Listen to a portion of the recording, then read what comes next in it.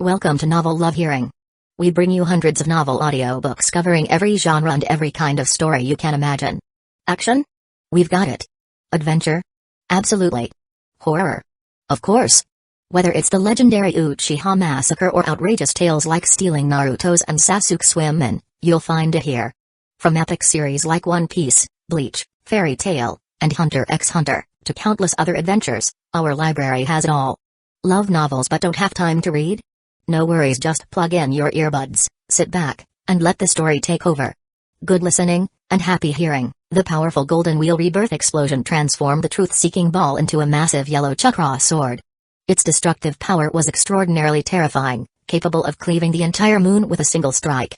The moon, after all, was sealed by the combined efforts of the Sage of Six Paths and his brother.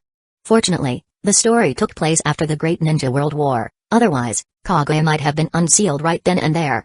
In terms of versatility, the Tenseigan is not as comprehensive as the Rinnegan's full abilities. However, in sheer destructive power, the strength it grants is truly terrifying.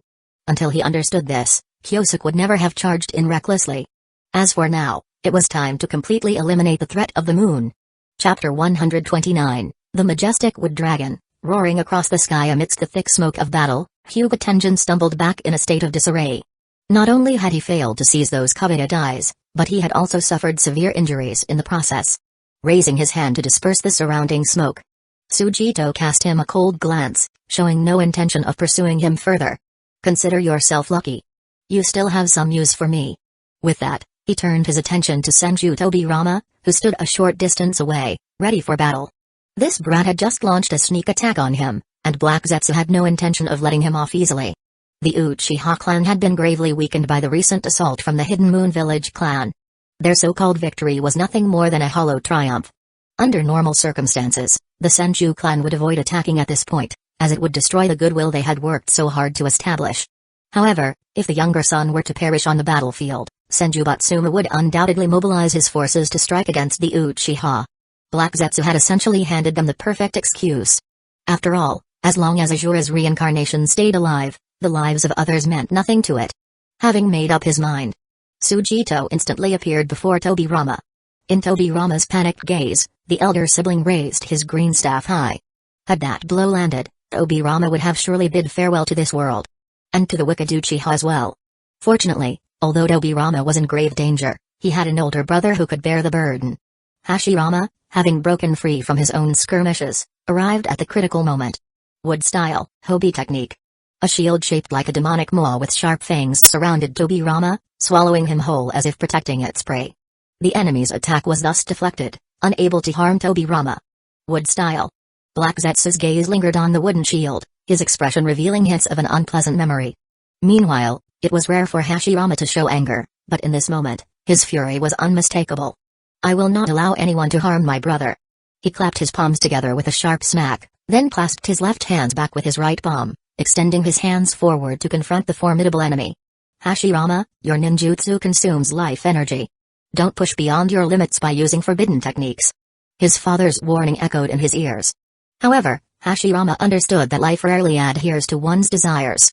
For example, at this moment, Madara and Izuna had been defeated, and even Hyuga Tenjin had been forced to retreat in a panic. If he didn't step forward now, they would all meet their end together today. I won't let any of you die, he vowed, his resolve unwavering.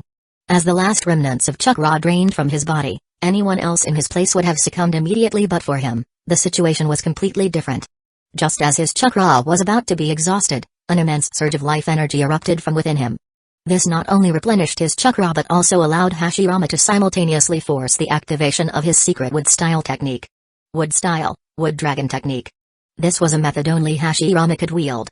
A technique that forcefully drew upon the cells within his body to activate ninjutsu he would not have otherwise been able to use. He was unsure of the consequences of this method, but for now, nothing was more important than defeating the enemy before him. The enormous wood dragon roared as it soared forward, charging straight at the distant enemy. The strength of this technique was so great that even the full nine tails would howl in agony when struck by it. Furthermore, it had the ability to absorb chakra, making it perfect for dealing with the enemy at hand. Wooden dragon jutsu, huh? Black Zetsu certainly recognized the signature technique of Ashura. Relying on the power granted by the chakra mode of the Tenseigan, it stood its ground without hesitation, facing the wood dragon head-on. Whoosh!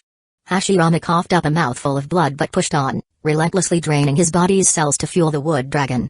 Sigh. From a distance, Kyosuke sighed lightly, then, with a few quick flashes, appeared behind Hashirama. Kyosuke, I haven't even made my move yet.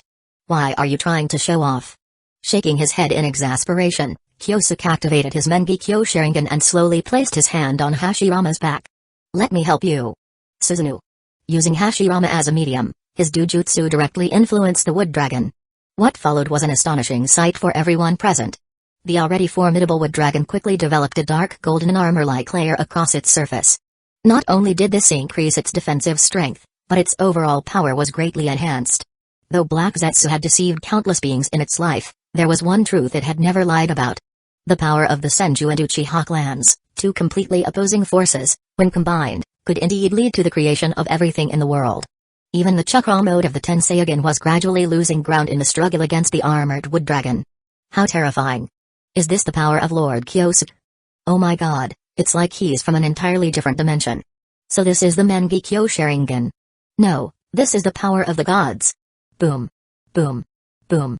The deafening sound of explosions filled the air as Black Zetsu knew its current vessel couldn't hold up much longer. I can't let this body break down before I take down Senju Tobirama. It was clear to Black Zetsu that as long as Tobirama remained alive, the two clans would continue to coexist peacefully for a long time. Therefore, it was pushing the power of the Tenseigan to its limits. With Black Zetsu's efforts, the greenish chakra flame surged once again, momentarily overpowering and pinning the armored wood dragon beneath him. Humphrey, without me, you two are indeed useless. A cold snort rang out as Madara, who had appeared beside his two allies, mimicked Kyosuke's actions and placed his hand on Hashirama's back, pouring his own dujutsu power into him. Huh? A faint sensation caught Madara's attention as he felt something unusual from Hashirama. However, the situation was too urgent for him to think much about it. With the second boost of power, the wood dragon successfully suppressed its opponent and began to absorb the chakra from Otsutsuki Sujito. At this point, the victory was all but assured. Forcing the three gods to team up and launch a joint attack was no small feat. Otsutsuki Sujito had proven to be incredibly formidable. As for Black Zetsu, without a suitable host, it was completely powerless to do anything. We still lost, faster than I imagined. It chuckled lightly as it forcefully tore its lower half apart, using self-mutilation to escape the wood dragon grip. Black Zetsu manipulated Sujito's mangled remains, sending them flying into the distance, while it quietly plucked out a Tenseigan and buried it beneath the ground. Why not take everything with it? The answer was simple: without offering the target anything of value, how could it expect them to willingly submit?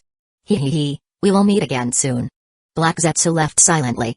In the distance, Hyuga Tenjin, his face alight with wild joy, rushed forward and reached out toward the corpse on the ground. Then, he exclaimed in disbelief. Impossible? Why is there only one eye? Tenjin's furious shout caught the attention of many people. Only one eye? Kyosuke furrowed his brow, an increasingly odd feeling growing in his chest. Could it have been crushed by the wood dragon? Hashirama mused, stroking his chin with a hint of dark amusement. Forget it, doesn't matter for now. Kyosuke turned away, his gaze directed at the fragmented moon above. From this moment on, the moon would serve as his base. Chapter 130, Has Otsutsuki Hamura been resurrected? 3 months later, on the moon, within the Tenseigan chamber, energy vessel. While leisurely eating grapes, Kyosuke quietly listened to the reports from his subordinates. The remaining members of the Hidden Moon Village clan have all been exterminated.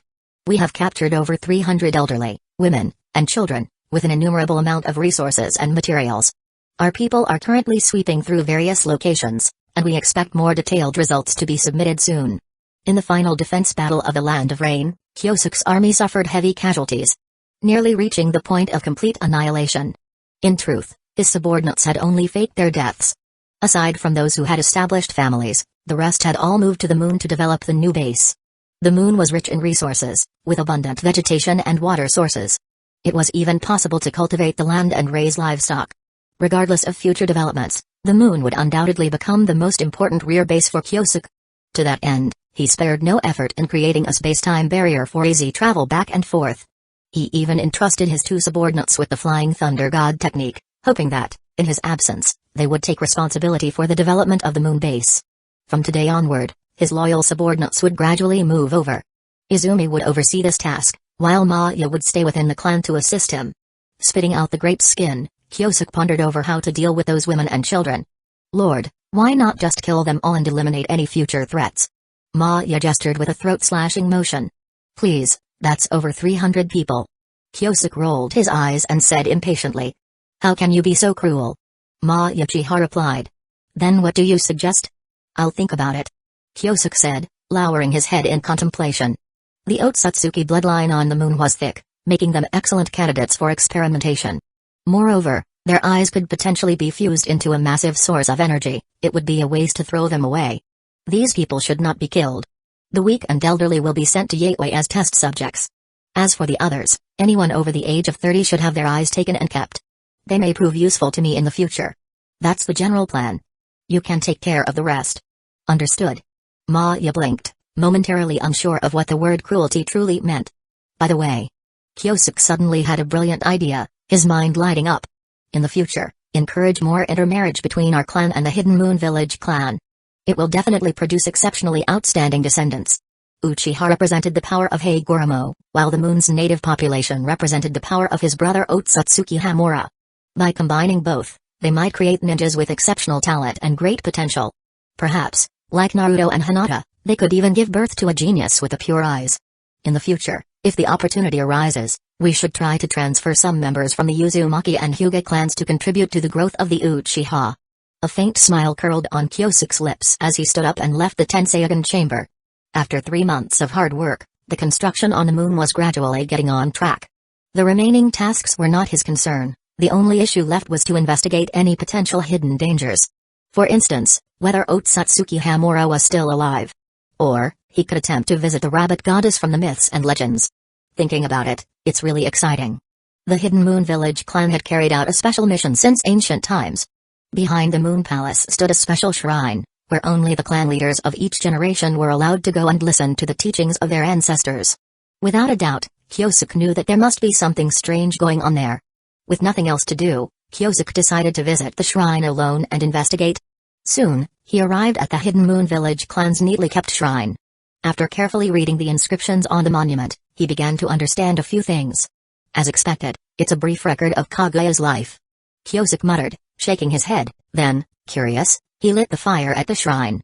The next moment, green flames rose, and within them, a shadowy figure seemed to move. This is... Kyosuke's eyes widened slightly.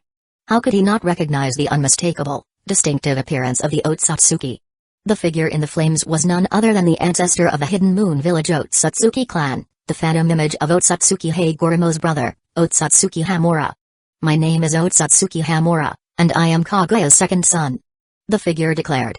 For the next while, this ancestor began recounting the secrets that Kyosuke had already known. That's about the gist of it. The phantom figure finally concluded its long explanation. At this point, Kyosuke thought the projection would soon fade away. Having wasted so much time at the entrance, Kyosuke was now eager to meet Otsutsuki Kaguya in person. He wondered if the seal of the Six Paths planetary devastation, would have stripped her of her consciousness. If he could wake her, perhaps they'd have a chance to talk. Just as he was about to bypass the shrine's altar, Kyosuke suddenly felt that something was off.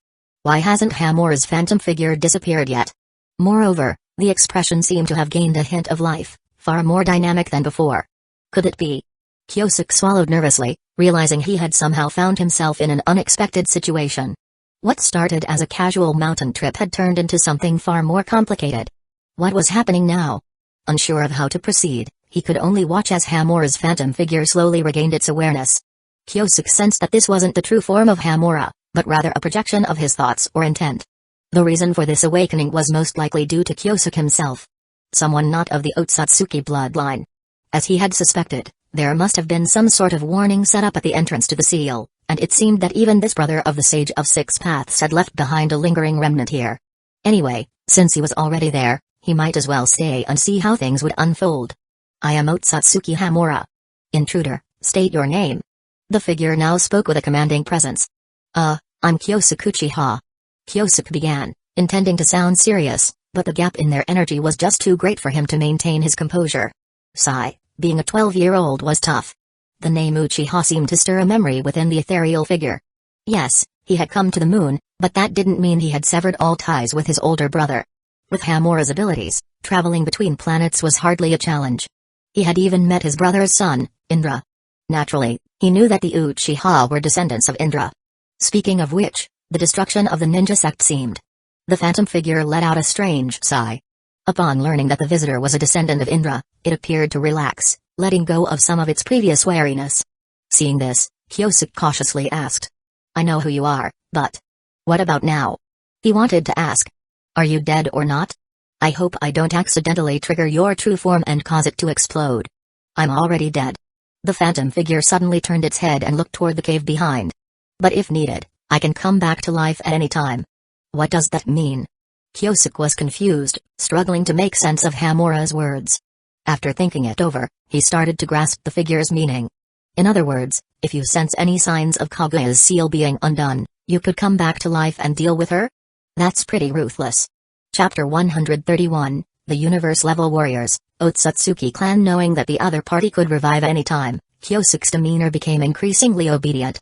After all, this was the younger brother of the Sage of Six Paths, a legendary powerhouse capable of thrashing the 10 tails.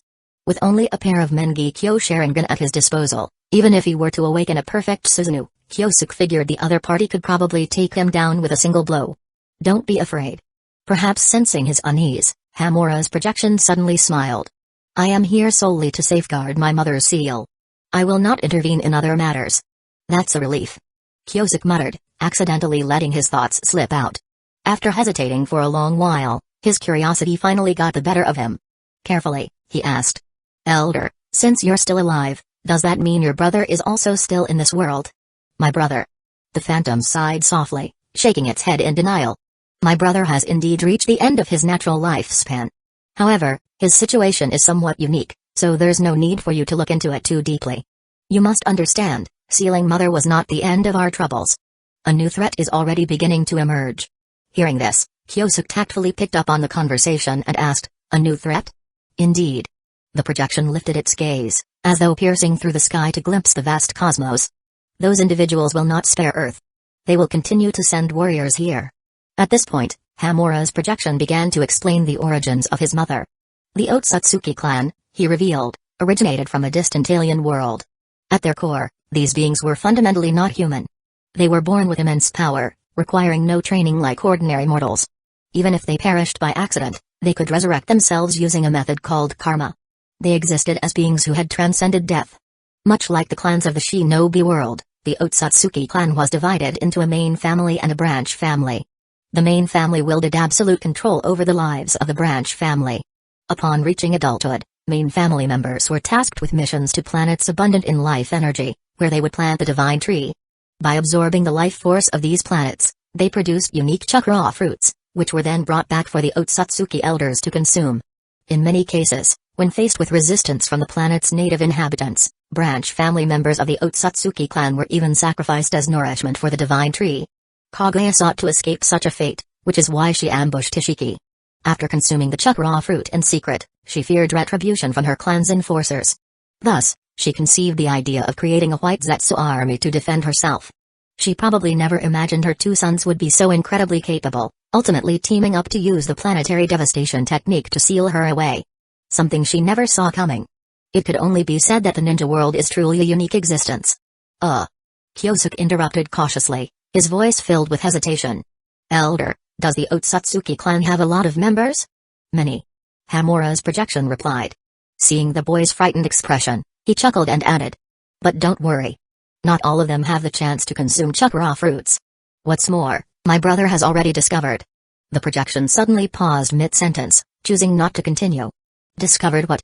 Kyosuke blinked, guessing that the Sage of Six Paths might have found a way to surpass the Six Paths level.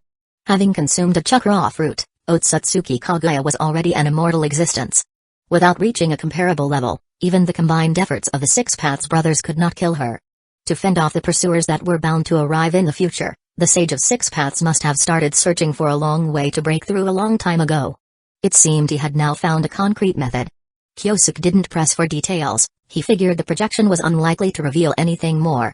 After listening to Hamura's explanation, Kyosuke gained a clearer understanding of the Otsutsuki clan. Obsessed with devouring chakra fruits and dispatching their kin to other planets to harvest spoils, didn't they sound strangely familiar? Exactly. In Kyosuke's eyes, The Otsutsuki clan was essentially a parallel to the Saiyan warrior race. The only difference was that Saiyans sold planets for profit, while the Otsutsuki destroyed life on planets to produce chakra fruit. Of course, if there were organizations in the universe similar to trade guilds, the planets invaded by the Otsutsuki might still be sold for profit. Things are getting more and more ridiculous. Kyosuke muttered with a bitter smile. Noticing that the projection had stopped explaining, his gaze shifted toward the cave behind him, and he cautiously asked, "Is Kaguya sealed inside there?" "Yes."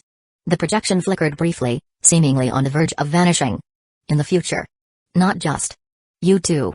Good luck, brother." With a snap, the projection of Hamura vanished before him. In its original form, it was merely a fragment of consciousness left behind to observe the descendants of the clan. Had it not sensed the presence of Kyosuke, an outsider, this consciousness would not have awakened, no matter how many years had passed. Thankfully, he didn't hold me accountable. Kyosuke let out a sigh of relief, paused for a moment to gather his thoughts, and then continued toward the seal site, eager to witness the power of the rabbit goddess, Kaguya. The projection hadn't interfered, suggesting it didn't have the power to lift the seal. Kyosuke also began to doubt whether he could even communicate with Kaguya. If he could, perhaps he could deceive her and gather more information about the Otsutsuki clan. Unfortunately, Kyosuke's efforts didn't bear fruit. After searching the cave for a long time, he didn't sense anything unusual. No, to be more precise, he could feel the immense chakra, vast like the cosmos itself. Yet, no matter what he did, there was no response from the other party. It seems like communication isn't possible. Kyosuke sighed in frustration, deciding to leave the mountain shrine for now. He summoned a few trusted subordinates and instructed them to keep a strict watch over the area, ensuring no one got close to the location. Afterward, Kyosuke used the teleportation passage to return to the ninja world. There were still many matters waiting for him to address within his clan, so for the time being, he didn't need to worry about the threat of the Otsutsuki. At the space entrance, he had already sent secret ninjas to set up multiple layers of disguises, ensuring that no one could detect the presence of the teleportation passage. The moon was simply too far from Earth, and the Flying Thunder God technique couldn't cover such a vast distance. Even if he used a space-time barrier, its principle relied on a passage that Hamura had set up. For safety's sake, Kyosuke had stationed a heavy guard at the site, though to outsiders, it appeared to be nothing more than an inconspicuous small mountain stronghold. As for Black Zetsu, he currently had no good way of dealing with it and could only take things one step at a time. For the foreseeable future, the Land of Fire would remain relatively peaceful, and he had plenty of time to gradually increase his strength. Without war, the rate at which I gain points will definitely slow down. Now that I wield the combined power of both the Senju and Uchiha clans, it's time to focus on refining my skills in yin-yang style techniques. And there's the shadow clone training method. I wonder if the self-healing ability of the sage body can replace the function of the tailed beasts. There was still much work left for Kyosuke to do, but he didn't mind. After all, what he had in abundance right now was time. And so, time passed swiftly. 3 years seemed to slip by in the blink of an eye. Chapter 132, Thank you for safeguarding my eyes. The Hyuga clan, study room. In the quiet study, Hyuga Tenjin leisurely flipped through a scroll in his hands, his expression calm and composed. Yet, in his eyes, a myriad of lights seemed to flicker, betraying the thoughts running through his mind. 3 years had passed, and tales of the Uchiha clan's courageous battles had already spread across the nations. Once perceived as tyrannical and domineering, the Uchiha had completely transformed their public image. Now, within the Land of Fire, who wouldn't give a thumbs up when the Uchiha were mentioned? This change wasn't a coincidence. The actions of the Hidden Moon Village clan, Clan of the Moon, were excessively cruel and destructive, leaving devastation in their wake wherever they went.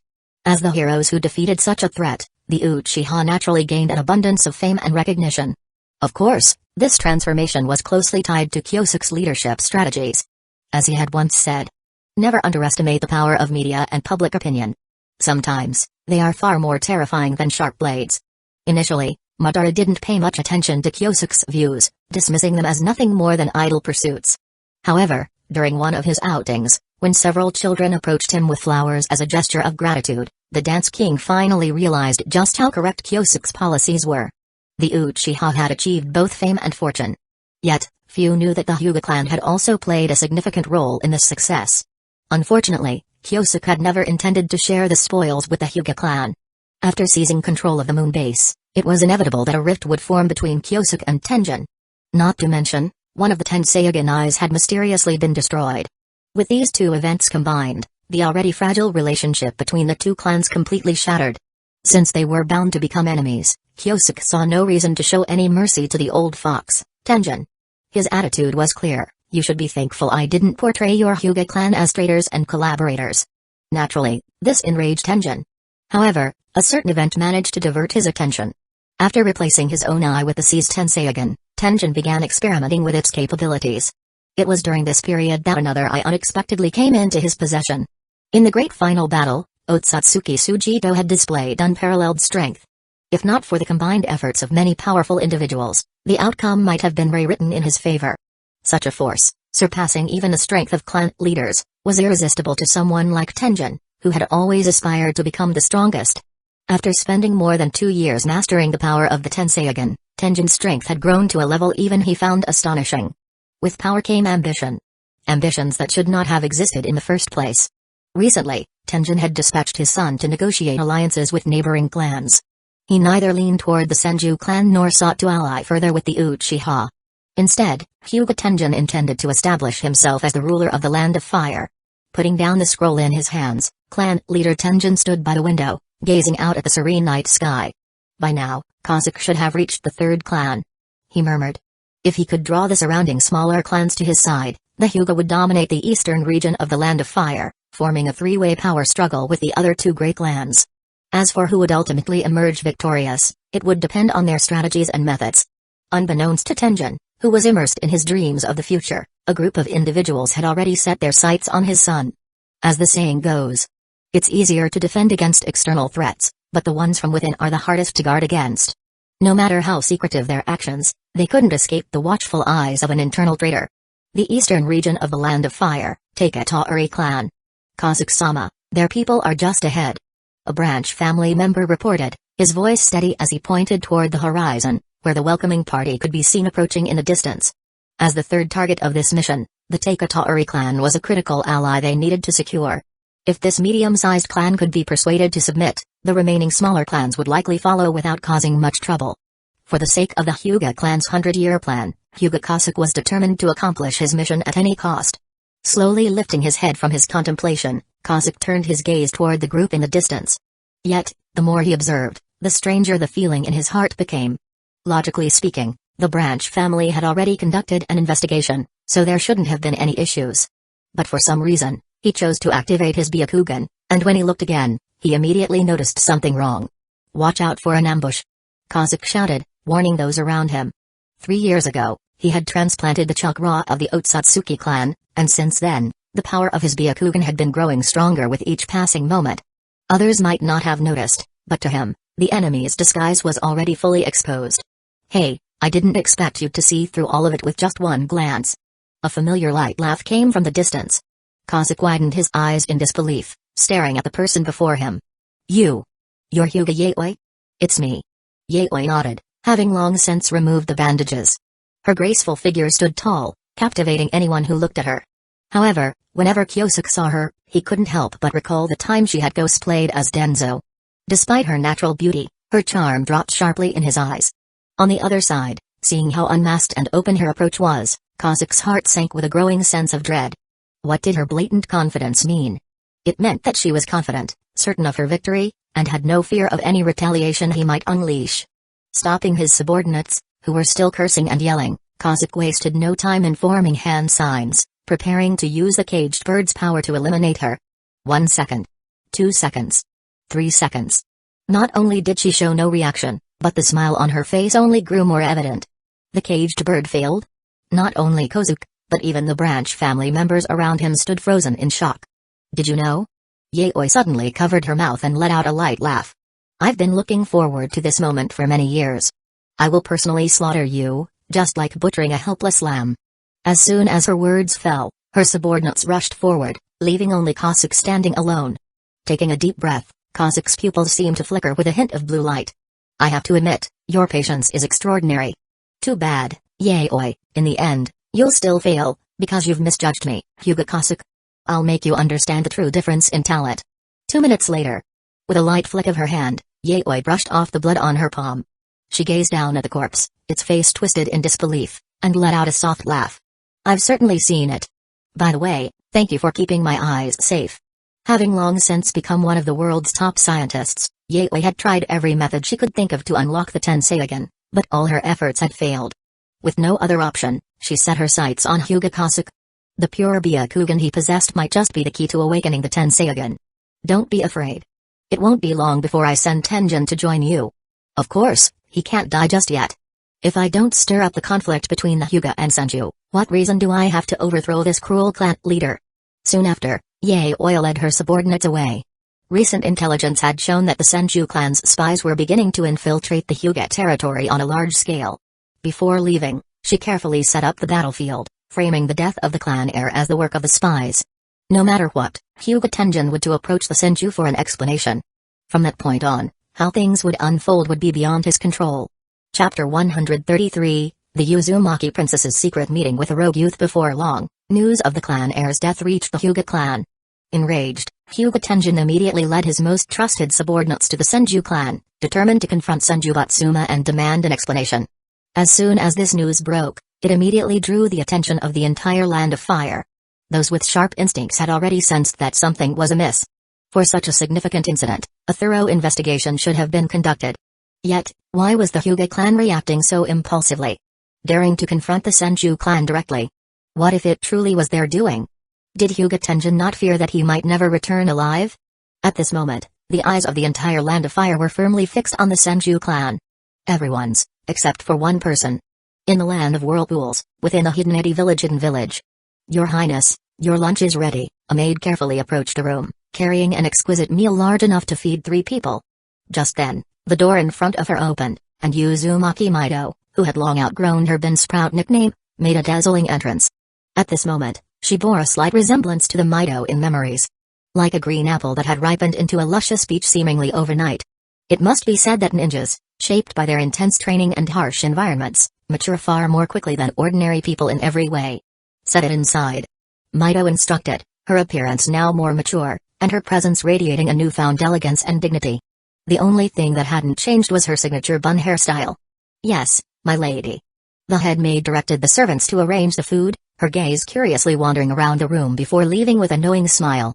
As Mido's closest attendant, she knew many of the princess's secrets. For instance, though the princess claimed she was focused on studying sealing techniques in solitude, she was, in fact, secretly meeting a certain rogue youth. Perhaps rogue youth isn't the right term. The head maid sighed. She knew the princess's love life was bound to be fraught with challenges. Years ago, that very individual had caused significant chaos in the Land of Whirlpools, and to this day, there were people who swore to take his life as their ultimate goal. If word of this leaked. Meanwhile, Mido seemed completely unconcerned about any potential trouble. This was her territory, and she was confident that no rumors about the Whirlpool princess secretly meeting a rogue youth would escape. And even if such a leak occurred, it didn't seem to faze her. After all, in the ninja world, power ultimately reigned supreme. No grudge could withstand the overwhelming force of true strength, and she had complete faith in that scoundrel's abilities.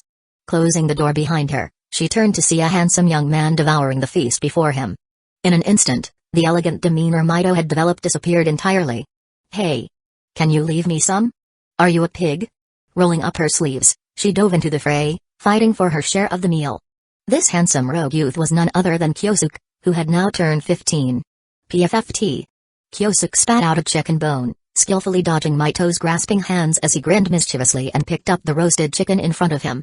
I have to admit, your family's chef is incredible. Look at this chicken. Even after being cooked, it's still so tender. Over the past 3 years, Kyosuke had frequently visited Mito to play. The two often bickered, sparred to test their progress, and grew stronger together. It could be said that Kyosuke had witnessed firsthand how Mito had transformed from a cute little bun into someone who could no longer be held with a single hand. The sense of involvement was undeniable. The two of them, each trying to outdo the other, devoured the food in a frenzy, quickly finishing the 3-person feast between them in no time. Letting out a satisfied belch, Kyosuke struggled to move 2 steps before collapsing onto Mito's large bed. Hey, Mito walked over and sat beside him, her curiosity evident as she asked. Have you heard? Huh? What's going on? Are you talking about that old fool Hyuga Tenjin? Seeing her shift to a more serious topic, Kyosuke finally gave her his full attention. 3 years ago, Tenjin must have witnessed Hashirama's power. Knowing that there are several top-tier experts standing guard, for him to still dare to go and demand an explanation means that the old man must have tremendous confidence in his own strength. If I'm not wrong, he probably has mastered the power of the Tenseigan, at least reaching the level of Otsutsuki Sujito from back then. Mito nodded vaguely, though she didn't fully grasp how powerful the deceased leader of the Hidden Moon Village clan had been. Seeing her confusion, Kyosuke made a simple comparison. To put it this way, if Sujito wanted to kill your father, it probably wouldn't be that difficult. Can we change the comparison? If you went with your father, you'd both be dead. At that, Mito couldn't hold back anymore, and with a fierce look, she lunged toward him, her hands reaching for him. After some playful struggling, they returned to discussing the ongoing conflict. I remember you said Hashirama has terrifying potential. Over the past 3 years, he should have grown even stronger. Yeah. Kyosuke nodded, then shook his head, adding. But you still don't fully understand what it means to reach the Super Kage level. Hashirama might be strong, even beyond the peak of clan leader level, but breaking into the next stage isn't something that can be done so easily. Based on the current situation, it would likely take until Hashirama reached 20 years old, when his body would fully mature, for him to break through. Does that mean you can't do it either? Mito asked, hitting on a crucial question. As for me, Kyosuke stretched lazily, his tone casual but with an underlying meaning as he responded. In my regular state, I certainly can't reach Super Kage level strength. What do you mean by that? Mito blinked, as if catching the deeper implication in his words. If his normal state couldn't reach that level, did that mean there were special conditions under which he could wield power comparable to a super shadow? Mito, now intensely curious, wasn't going to let him off the hook so easily. She grabbed his arm and started shaking it, eager for more details. Well, if I were to use... Just as he was about to continue, a sudden noise came from outside the window. Their conversation was abruptly interrupted, and both turned to see a small white snake slithering toward them. Lord Kyosuke, the news has arrived. The small white snake said, not only speaking in human language but also spitting out a scroll containing the latest intelligence. Good job. Kyosuke said as he gently patted the snake's body, taking the scroll and unrolling it with Mito to read the contents. Hyuga Tenjin had a falling out with Senju Batsuma, and the Hyuga clan leader attacked on the spot, leading to a clash with the arriving Senju Hashirama. Hyuga Tenjin gathered 2 Tensei again and activated a special chakra mode, defeating the Senju clan's young leader and escaping successfully. Half a day ago, the Hyuga clan officially declared war on the Senju clan. The last sentence confirmed that the Land of Fire, which had only just achieved a fragile peace, was once again being dragged into the whirlpool of conflict. With the Senju restarting the war, the question remained. Could the Uchiha clan remain uninvolved? The answer was obvious. It's starting again. Kyosuke said, a hint of resignation in his voice. He quickly wrote a new instruction on the letter and handed it to the white snake, directing it to deliver it to the second-ranked secret ninja stationed at the intelligence center. The Senju had killed their enemy's son, and when the father came to demand an explanation, he was brutally beaten. Such unethical behavior could not go unchallenged. Even if no significant harm had been done, over time, these actions would destroy the Senju clan's hard-earned reputation, which had been built over centuries. Compared to the evil deeds of villains, people's hatred for hypocrites was always far greater. As for the truth, it has never mattered. People only believe what they want to believe. I'm leaving. Kyosuke patted the girl's head, and despite Mito's dissatisfied gaze, he teleported to the outskirts of Hidden Eddy village. Looking at the peaceful village, Kyosuke muttered softly. You brought this upon yourself, Senju Batsuma. It's time for you to go to hell. Chapter 134, Summoning, Impure World Reincarnation plus Infinite Explosive Tags equals Endless Human Bombs. In the eastern region of the Land of Fire, the Hyuga clan's forces gradually assembled. The clan leader, Hyuga Tenjin, had personally arrived at the front line, determined to exact vengeance against the Senju clan in a bloodbath for his son's death. In truth, he had harbored suspicions about the incident. How could Kyosuke die so suddenly and mysteriously? After conducting a series of investigations, all evidence pointed toward the spies from the Senju clan. The motive, the timing of the crime. Everything lined up perfectly. But guess what? The culprit who killed Kyosuke had died on their way back. It felt as though someone had intentionally sealed the Senju's guilt, making it unquestionable. What truly raised Hyuga Tenjin's doubts was the reaction of the Senju Batsuma and his son, particularly the young Senju clan leader, Senju Hashirama. Tenjin had previously interacted with him during a visit, an encounter that left a strong impression and caused him to question his own conclusions. Evidence, after all, was not hard to fabricate. As a seasoned manipulator himself, how could he not see through such schemes? The exact truth would naturally be uncovered later. For now, however, his greatest desire was to make an example of the Senju clan. Having obtained the Tenseigan, he now possessed power sufficient to dominate not just the Land of Fire but the entire shinobi world. Tenjin's strength already surpassed that of Otsutsuki Sujito, and after 3 years of mastery, His combat prowess had firmly solidified at the Super Kage level. Had it not been for that wood-style brat interfering, he might have killed Senju Batsuma that very day. When measured against the grand ambitions of his clan, personal grievances like his son's death seemed far less significant. Once he unified the Land of Fire, he would have all the time in the world to plan. He could father as many sons as he pleased then. Thus, the murderer of Hyuga Kasuke could only be from the Senju clan. It had to be. As for the Uchiha clan, they shared an alliance with the Hyuga. He despised Kyosuke for seizing control of the Hidden Moon village base, but that was an entirely separate matter and didn't prevent them from maintaining amicable and friendly relations. When the Senju clan showed signs of decline, the Uchiha would undoubtedly take the opportunity to intervene. By then, not only would the Senju clan be eradicated, but he would also take the Uzumaki clan down along with them. Once all other obstacles were removed, Tenjin would take his time settling the score with Kyosuke Uchiha. This was the ambitious grand plan for the Hyuga clan's ultimate unification of the Land of Fire. The vision was grand, and the plan appeared highly executable. However, on their very first initiative, the Hyuga army found themselves running into a formidable adversary. At the Senju camp, Tobirama was making the final preparations. Tobirama. Hashirama frowned deeply, his heart filled with unease. To him, the jutsu his brother had developed was simply too vile. If word got out, the Senju's already tarnished reputation would undoubtedly plummet further. Brother, you're too naive. Tobirama, in contrast, was brimming with confidence. As long as we defeat the Hyuga, the Senju clan will become the most powerful force in the Land of Fire. When that happens, no one will dare criticize us. The Senju will once again symbolize love and peace. With that, Tobirama ignored his brother's nagging and turned to the 30-something mounds of earth before him. Summoning, impure world reincarnation, summoning, impure world reincarnation. The summoning, impure world reincarnation. An S-rank forbidden jutsu of the summoning type. Was a technique created by Senju Tobirama. By performing this ritual, one could summon the souls of the deceased back to the living world, resurrecting them in the form of Eto Tensei bodies. The process required extracting a portion of the deceased's flesh, while a living person's body would serve as the vessel to house the revived soul. To carry out the summoning, impure world reincarnation, a considerable number of living sacrifices had to be gathered beforehand. The higher the quality of the sacrifices, the greater the potential power of the resurrected beings. The reason Hashirama called his brother cruel was because Tobirama, along with their father, secretly went to other countries to collect the bodies of ninjas behind his back. If this were to be exposed, the Senju clan's reputation would be thoroughly tarnished. You. Hashirama shook his head and walked off to a corner to sulk alone. Meanwhile, in the courtyard, over 30 summoning, impure world reincarnation bodies had already been revived, and Tobirama was methodically taking control of their spirits. It worked. Tobirama grinned coldly, a sinister smile curling on his lips. With these bodies at his disposal, the Hyuga clan's army posed no threat whatsoever. Brother, instead of sighing over there, you should be thinking about how we can deal with Hyuga Tenjin.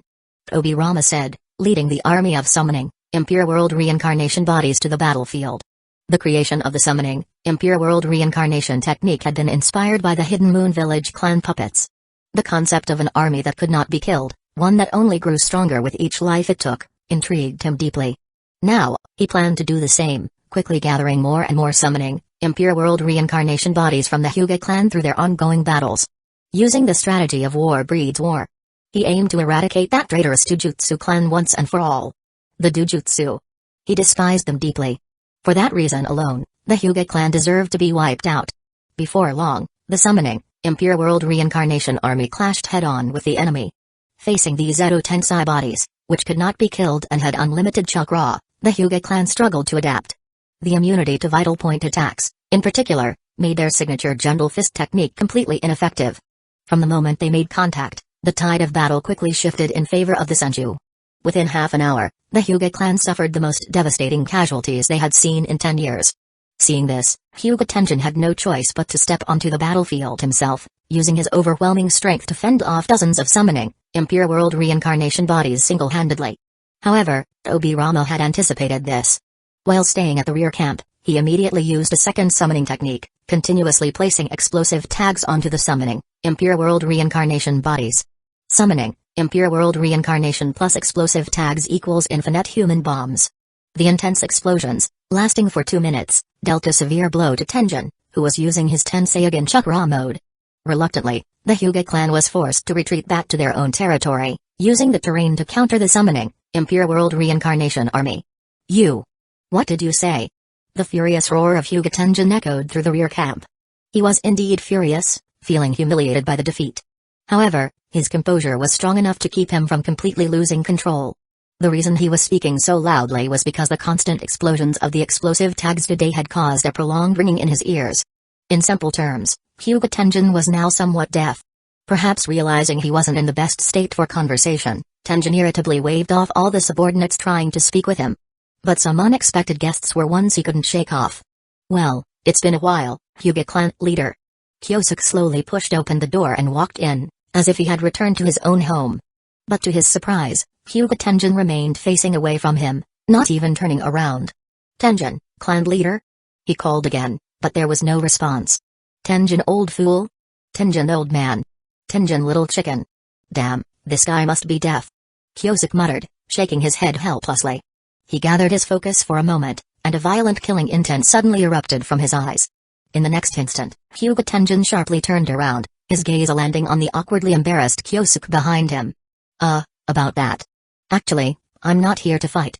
Chapter 135, Night Attack. The Senju clan prepares for the feast at night. The Senju camp was serene. Aside from the patrols keeping watch, most of the ninjas were in a deep sleep. Like the Uzumaki clan, the Senju also have many clan members skilled in sensory techniques, so it would normally be unlikely for them to be caught off guard by an ambush. However, they never imagined that enemies would strike from 1,000 meters above, launching an aerial assault on the camp. Right above the camp, Hyuga Tenjin descended vertically like a missile. Looking at the approaching enemy camp, the clan leader took a deep breath, his hands moving to form hand seals with careful precision. Kyosuke's arrival was unexpected, but considering the relationship between the Uchiha and Senju clans, it somehow seemed entirely logical. The terms of their negotiation were straightforward: I kill Batsuma, you secure victory, and in the end, everyone gets what they want without getting in each other's way. Hyuga Tenjin hesitated slightly at this, but a single word from Kyosuke completely solidified his decision. Don't forget, clan leader Tenjin, the Uzumaki clan might join the battle at any moment. Indeed, aside from their own strength, the Senju clan also had the powerful backing of the Land of the Whirlpool. If they didn't act quickly to seize the advantage, the situation would become troublesome later. Even if they managed to win, the clan would suffer heavy losses, which was certainly not in Tenjin's best interest. Thus, the two schemers found common ground and decided to use this opportunity to eliminate Senju Batsuma. This situation was different from the assassination of Tajima. Batsuma was not alone. As the clan leader, he was surely surrounded by countless strong shinobis. To lure the target into a trap, they needed to present bait that was irresistible. Kyosuke had come to him for this very purpose. He wanted Tenjin to act as the bait to lure Batsuma into the trap. Given his past experience infiltrating the Senju's stronghold, he knew the enemy would instinctively overlook certain unusual signs. By the time they realized what was happening, Kyosuke would have already sent Batsuma to his death. As for whether his identity would be exposed, Kyosuke had never once thought to hide it. If Hashirama could conveniently overlook the fact that Tobirama had killed Izuna and still relentlessly invite Madara Uchiha to live peacefully with the very person Madara had every reason to hate, then Kyosuke felt no reason to burden himself with guilt over his own actions. You're unhappy? Then you must be at fault. And if that's the case, I'll make sure you face the consequences. Kyosuke declared. One could only say that the Senju were indeed the spokespeople for love and peace. Now, as a naturally evil Uchiha, Kyosuke had turned the entire situation upside down. Surely the Senju brothers would abandon their hatred, right? After all, Hashirama would definitely find some excuse to convince himself to move past the grudge of his father's death. He couldn't possibly be okay with killing Izuna, and yet, when the tables were turned, could he suddenly feel the need to make it a fight to the death? That would surely go against the ideal of love that the Senju upheld, wouldn't it? Oh, and by the way, it seemed that the Senju were now even more infamous than the Uchiha clan. Not far away, Kyosuke, dressed in a black cloak, quietly observed the sky. Hyuga Tenjin, let me see your strength. As the final hand seal was completed, Tenjin's body was suddenly enveloped in a jade-green chakra cloak. Being a descendant of Otsutsuki Hamura, Tenjin can naturally do what Sujito can do, or else, how could he possibly suppress Senju Hashirama? Activating the Tenseigan chakra mode, his power surged to a level beyond even the Super Kage level. Though it was only at a lower level, in this era, it was still enough to possess terrifying power unmatched in the ninja world. Moreover, Tenjin's own combat prowess far surpassed that of Sujito. Looking down at the increasingly agitated camp below, Tenjin sneered coldly as he began gathering an overwhelming amount of chakra beyond normal limits. Having acquired the Tenseigan, Tenjin was now capable of utilizing many ancient ninjutsu recorded in his family's ancient texts. Not only in terms of chakra, but his progress in techniques was also enormous. It wouldn't be an exaggeration to describe it as opening a new world.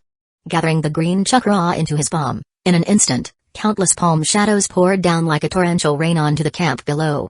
This was a terrifying technique that could only be learned from the Otsutsuki records, accessible only to those who had awakened the Tenseigan.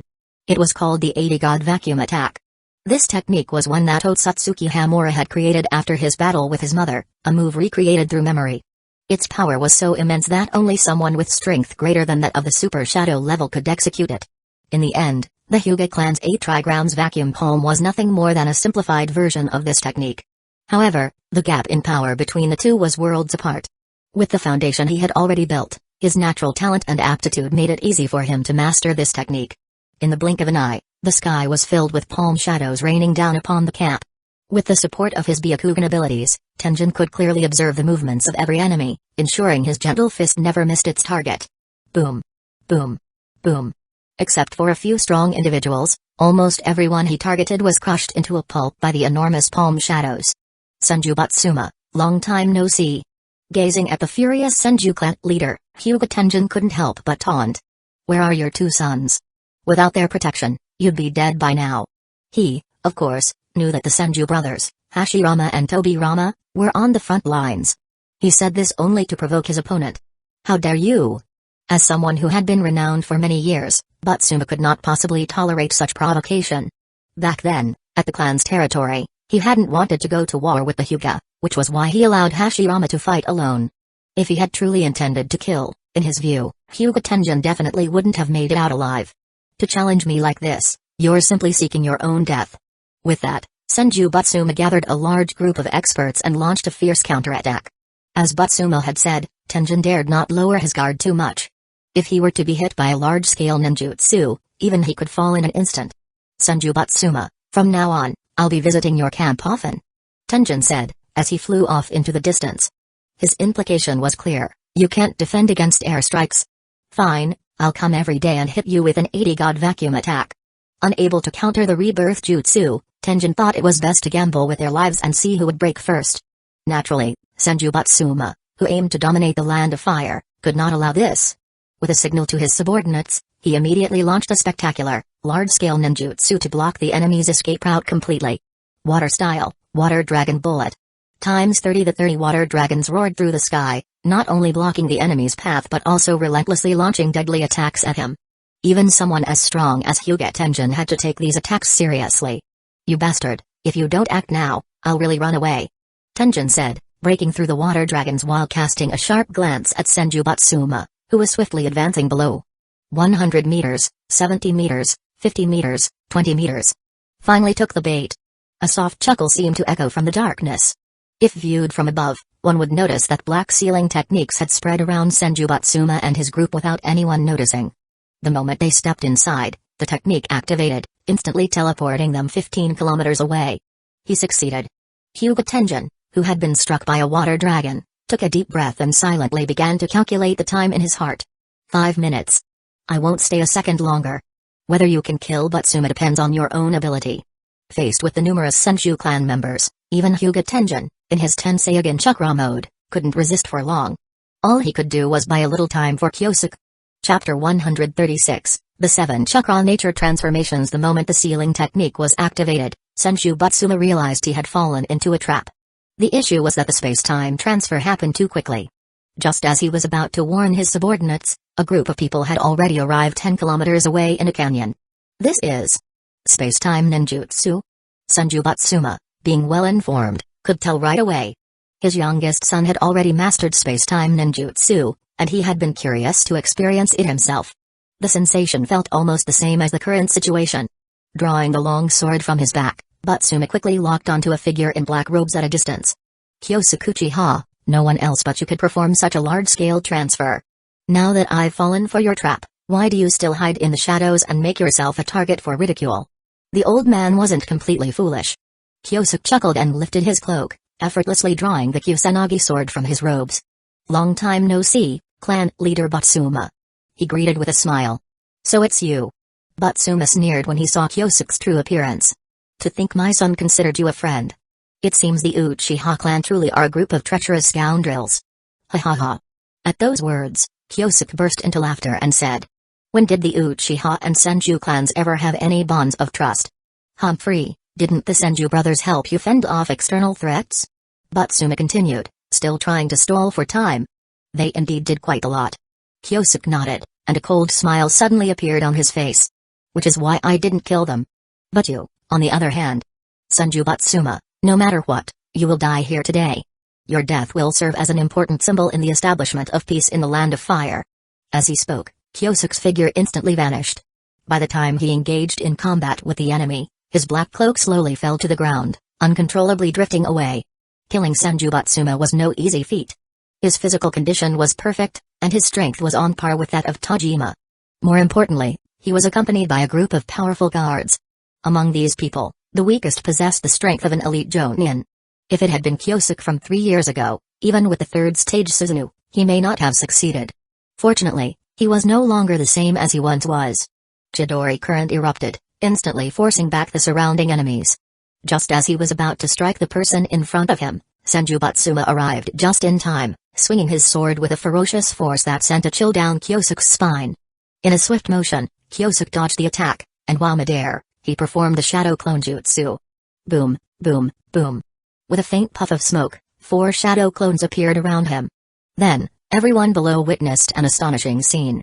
Including Kyosuke's real body, the 5 of them unleashed completely different multi-element ninjutsu, each showcasing a unique blend of chakra nature.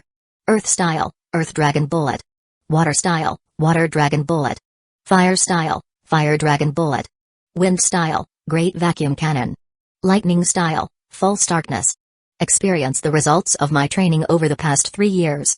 5 elements, Great Combo Technique. 5 different elemental ninjutsu. Fire, lightning, water, earth, and wind. Attack the enemy simultaneously, their powers converging in one place, causing a catastrophic explosion. The sound was so tremendous that even people 10 kilometers away could feel it. The clan leader is over there. You hold off the enemy. The rest of the team, follow me to rescue the clan leader. Faced with hundreds of Senju clan ninjas, Hyuga Tenjin felt himself struggling immensely. If it weren't for the strong repulsive force of his Tenseigan, which could repel all ninjutsu attacks, he might have already been forced to retreat in panic. The strength gap between Kage-level individuals is already immense, not to mention those who have reached the next level, the Super Kage level. Without the ability to use several high-power finishing moves or even summon Hamora's stone statue, Hyuga Tenjin was, at best, a strong contender in the early Super Kage tier. His strength placed him slightly above Otsutsuki Sujito. However, his abilities still fell short compared to the 2 gods of the Warring States era. One with the perfect Susanoo and the other with the Wood Golems.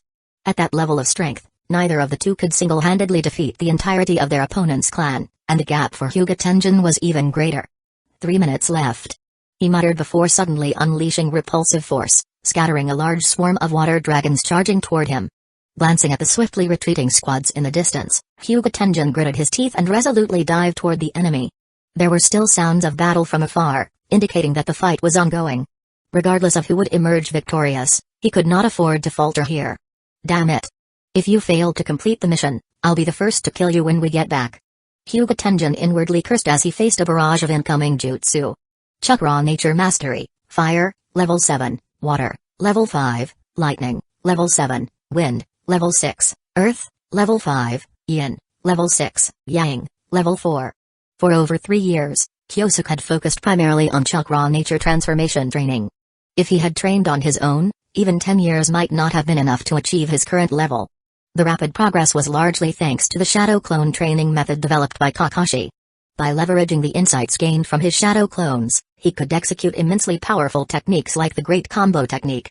As for the accumulated fatigue and damage to his body, they were insignificant for someone with a mid-level sage body. KK Genkai, Sharingan, Mangekyo, sage body, mid-level. With his current abilities, minor to moderate injuries could be healed within a minute. The enhancement to his body and chakra far exceeded that of a beginner sage body. This confidence was the reason he dared to carry out solo assassinations. Stats: physical strength, mid-Kage level, mental strength, mid-Kage level, chakra reserves, peak Kage level. His once dominant mental strength now showed signs of being surpassed by his physical strength and chakra reserves. Especially his physical strength. It continued to grow daily, as Kyosuke, at only 15 years old, was still developing. Even without doing anything in the future, he would naturally attain the pinnacle of physical potential, with strength surpassing even that of the Senju and Uzumaki clans. Without even needing to use the Sharingan, Kyosuke was confident he could kill Senju Batsuma on the spot. In the distance, Senju Batsuma staggered out of a massive crater caused by the Grand Combo technique. The sudden attack had taken him completely by surprise. He hadn't expected that Kyosuke, after 3 years, had reached such a terrifying level in ninjutsu. He had reminded himself over and over to guard against Kyosuke's Sharingan but had instead suffered a crushing defeat in terms of ninjutsu. If not for his subordinate's desperate intervention, Batsuma knew he might not have survived such a devastating compound technique. "Clan head, should we retreat for now?" One of his lucky-to-be-alive subordinates cautiously suggested. "We can't afford to continue risking battle. We should at least wait for reinforcements from the camp." "Yes, clan head. We must consider the bigger picture. Clan head, I am willing to stay behind and cover your retreat." "So am I." Hearing this, Batsuma pondered briefly before decisively nodding. "Very well, I'll leave this to you." He wasn't foolish enough to risk his life in a pointless struggle. Since his subordinates were willing to stay behind, it was only logical to retreat as quickly as possible. "Ahem, well." Kyosuke scratched his head and spoke with a somewhat apologetic tone. "I understand how you feel. But I'm sorry, all of you are still going to die here today." Chapter 137, The Emergence of the Serpent Sage. Sage Art Suzuno cuts through Batsuma protect the clan leader. 3 ninjas charged at Kyosuke simultaneously. The remaining 2 escorted Batsuma southward, heading in the direction of the Senju camp. Water style, Water Dragon Bullet. Earth style, Earth Flow River. Lightning style, Earth Walk. How utterly spineless you are, Senju Batsuma. Kyosuke placed both hands on the ground, and 3 towering earth walls rose abruptly before him. Earth style, Multi-Mud Wall.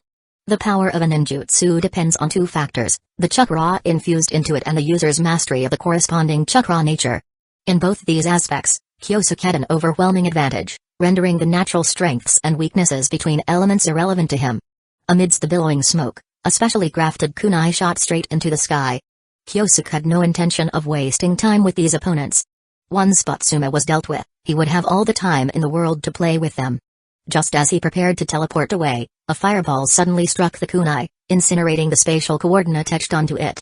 Sigh, isn't living peacefully an option? Ignoring the 3 ninjas rapidly closing in, Kyosuke calmed his mind and began interacting with the curse mark on his neck. In moments, an extremely pure stream of senjutsu chakra surged through every corner of his body. In the past 3 years, if there was one thing that had changed the most about Kyosuke, it was his acquisition of the intermediate sage body. And if there was one thing that had transformed his power entirely, it was his successful mastery of the sage mode of Richie Cave. Under the rather unconventional tough love of Togreheim and her trusty whip, Kyosuke had finally mastered the conversion of senjutsu chakra. Utilizing the properties of the curse mark, he securely stored senjutsu chakra within it, allowing him to activate sage mode with just a thought whenever needed. Previously, his body had been unable to withstand the immense power of a sage. But now, that limitation was a thing of the past. As senjutsu chakra spread throughout his body, Kyosuke's appearance underwent a dramatic transformation. A single horn sprouted from his forehead, his hair ignited like flames, and translucent serpentine chakras coiled around his body. At first glance, it bore some resemblance to the Tenseigan chakra mode, but in truth, the 2 were driven by entirely different powers. In this state, Kyosuke's strength and speed increased several-fold, while the serpentine chakra around him offered numerous extraordinary abilities. In terms of raw power, he now stood firmly in the realm of Super Kage-level shinobi. Well then, shall we resume this delightful battle? With a single thought, the serpentine chakra surged forward, cutting through the smoke of clashing ninjutsu. In an instant, it reached one of the ninjas. What the hell is this? The man swung his sword in panic, only for his blade to shatter instantly. A ghostly serpent bit into his throat, leaving a gaping wound. At the same moment, a water dragon bullet and several kunai reached Kyosuke. From the moment they decided to stay behind, the remaining 2 had already resolved to lay down their lives. Thus, they used the death of their comrade as an opening. A blind spot in his vision. He's done for. Humphrey, this is what you get for underestimating the Senju clan. But before they could celebrate, the translucent serpents behind Kyosuke moved. One serpent lazily flicked its head, effortlessly deflecting the incoming kunai. The other serpent opened its mouth and unleashed a blazing flame infused with pure sage chakra. Sage art, scorching flames of grief. The blazing flames instantly devoured the water dragon, and with undiminished momentum, burned the second Senju clan member to ashes. I still have 70% of my sage chakra left. More than enough. After quietly assessing his condition, Kyosuke turned his gaze toward the last remaining enemy not far away. You. Unfortunately, he couldn't even finish his last words before 4 phantom serpents appeared out of nowhere and devoured him on the spot. Kyosuke's sharp eyes shifted toward the direction where his target had fled. At this moment, his extraordinary sensory abilities came into play. I've found you, my dear Senju clan leader. With a single step, he launched himself forward like a cannonball, hurtling toward his enemy with incredible speed. It wasn't until 2 full seconds after Kyosuke left his original position that the ground beneath him suddenly collapsed from the impact of his explosive power. Although the enemy's fleeing speed was remarkable, it was laughably slow in the eyes of the snake sage Kyosuke, as if watching a few snails crawl. Despite starting his escape 2 minutes early, the clan leader was caught in just 7 seconds. When Senju Batsuma saw Kyosuke in sage mode, his face immediately turned ashen, as though he'd seen a ghost. As the leader of the Senju clan, Batsuma was well versed and naturally recognized the distinct features of Richie Cave's sage mode. Because of this, he felt an unprecedented sense of dread in that moment. Few outsiders knew that the Senju clan still retained the contract scroll for Shikatsu Forest. However, since the Slug Sage had been in a long-term slumber, with only a few divided entities active in the outside world, the clan never pursued a formal contract. His eldest son, Hashirama, had once expressed a desire to learn Sage Mode, but Batsuma, considering the risks of mastering such a technique, had refused. Yet, never in his wildest dreams did he imagine that Kyosuke Uchiha would successfully complete the training at Richie Cave. Hadn't the Slug Sage said the old hag of Richie Cave was difficult to deal with? How had Kyosuke passed the trials so easily? Knowing there was no escape, Senju Batsuma abruptly stopped in his tracks, ordering the 2 clan members beside him to buy him time. While the 2 rushed forward to confront Kyosuke, Batsuma quickly formed hand seals, running his finger lightly along the blade of his katana. Soon, a layer of black curse marks spread across the entire blade. This was Senju Batsuma's signature technique. A battle art that combined curse marks with swordsmanship. Those struck by the blade wouldn't just suffer physical damage, the curse's lingering effects were even more terrifying. However, the preparation for this technique was cumbersome, requiring the sacrifice of 2 clan members' lives to buy enough time. Ahead, Kyosuke had already dispatched the 2 enemies without shedding a drop of blood. There is still 50% of my senjutsu chakra remaining. His gaze swept over the katana covered in black curse marks, and Kyosuke sneered. As expected of the Senju clan, you can remain so righteous even when sending others to their deaths. Truly admirable. Enough with the nonsense. Senju Batsuma, already boiling with anger, had no patience for further words. Brandishing his blade, he charged forward. Curse extermination, unrelenting water tyrant. Deep blue cursed waters surged along the blade. Even the transparent phantom serpents formed from sage chakra began to dissolve upon contact with the cursed water. It worked. Seeing this, Senju Batsuma's face lit up with joy, already envisioning Kyosuke being slain by the cursed water. But with a sudden clang, his katana was blocked by a dark golden ribcage that materialized out of thin air. Susanoo. Batsuma's pupils dilated in shock. The appearance of Susanoo wasn't surprising. He had long been aware of Kyosuke's abilities. What puzzled him was how Kyosuke could use both Sage Mode and Susanoo simultaneously. Both were incredibly taxing on the body. How was this possible? Didn't he fear his body would collapse under the strain? Wait. Using both abilities together? In a flash, the Senju clan leader seemed to realize something. Impressive, your instincts are sharp. Kyosuke murmured as he slowly brought his hands together in front of his chest, forming seals. His gaze hardened as flesh, clothing, and armor immediately enveloped the skeleton. This was not the end. The senjutsu chakra swirling around him suddenly gathered and was funneled back into the Susanoo. A massive, dark golden figure appeared, and the outer armor gradually revealed faint green inscriptions. Sage Mode. Susanoo. At this moment, Kyosuke had truly surpassed the Kage level, entering a realm beyond ordinary power. Surprised? Even with the added power of an intermediate-level sage body, Kyosuke felt his blood boiling, burning with energy. The chakra was depleting faster than when he performed any other high-powered ninjutsu. The phantom Kusanagi sword in the right hand of the Susanoo struck out, and just before the devastating blow could land, the earth beneath the giant's feet began to crack apart. Although it appeared massive and unwieldy, the speed of the strike was surprisingly fast. In the blink of an eye, the sword that had just swung down was already above the enemy's head. Unable to avoid the strike, Batsuma could only roar as he unleashed his strongest blow. Cursed extermination, dragon slash of the chakra sword. A giant blue dragon howled and soared, meeting the descending giant sword midair in a fierce clash. The power of this blow was staggering, as if it contained all of the opponent's strength. Were it any other ordinary clan leader level fighter, Batsuma's blade would have cleaved them in half on the spot. Truth be told, there were very few powerhouses in the entire ninja world capable of withstanding this strike, which spoke volumes about the terrifying dominance Batsuma held within the clan leader level ranks.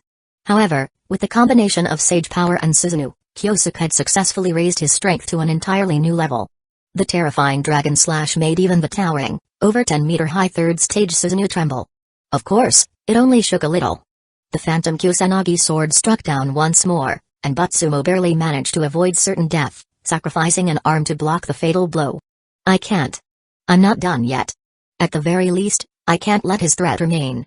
Taking a step forward, Batsuma squeezed every last drop of chakra from his body, recreating that same devastating strike with nothing but his life. Cursed extermination, dragon slash of the chakra sword. Break it. Without the obstruction of the Kusanagi sword, the long blade instantly slashed into the dark Karasuga armor. The powerful cursed dragon energy tore through the outermost layer of armor in an instant, and the blue dragon surged forward, aiming directly at Kyosuke's real body, wrapped in the inner layers. The layers of armor, clothing, flesh, and bone shattered one after another, and victory seemed nearly within reach. At that very second, Kyosuke's left eye suddenly shone brightly, and a mysterious, overwhelming force filled the space around him. Seeing this, Batsuma, despite his body breaking apart, continued to compress every last bit of energy within him. Die. But no matter how hard he tried, the blade was always just a hair's breadth away from Kyosuke. It seemed as if the blade could cross the distance in the blink of an eye, but in reality, it was an unreachable distance. Ultimately, when his chakra was completely exhausted, Batsuma's attack, despite all his effort, never reached the enemy. System notification: successfully killed Senju Batsuma, earned 38,000 points, cough, cough, cough. Upon hearing the system's notification, Kyosuke could no longer hold back but bend over and start coughing. His palm, covering his left eye, was steadily soaked with bright red blood. His chakra reserves had been drained too much. It's finally over. Stumbling to his feet, Kyosuke put on his black cloak again and turned to leave the Senju clan's camp. He needed to be cautious of enemy pursuit, as well as wary of Hyuga Tenjin's presence. His ocular techniques had drained him severely, and he would need several days to recover. It was just the right time to return to the land of the whirlpool to heal, so that girl wouldn't keep complaining about him not visiting.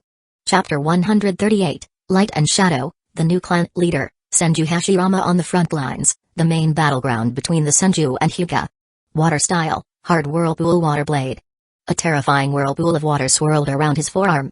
Obirama knew that the Hyuga were experts in close combat, yet he still chose to face them head-on.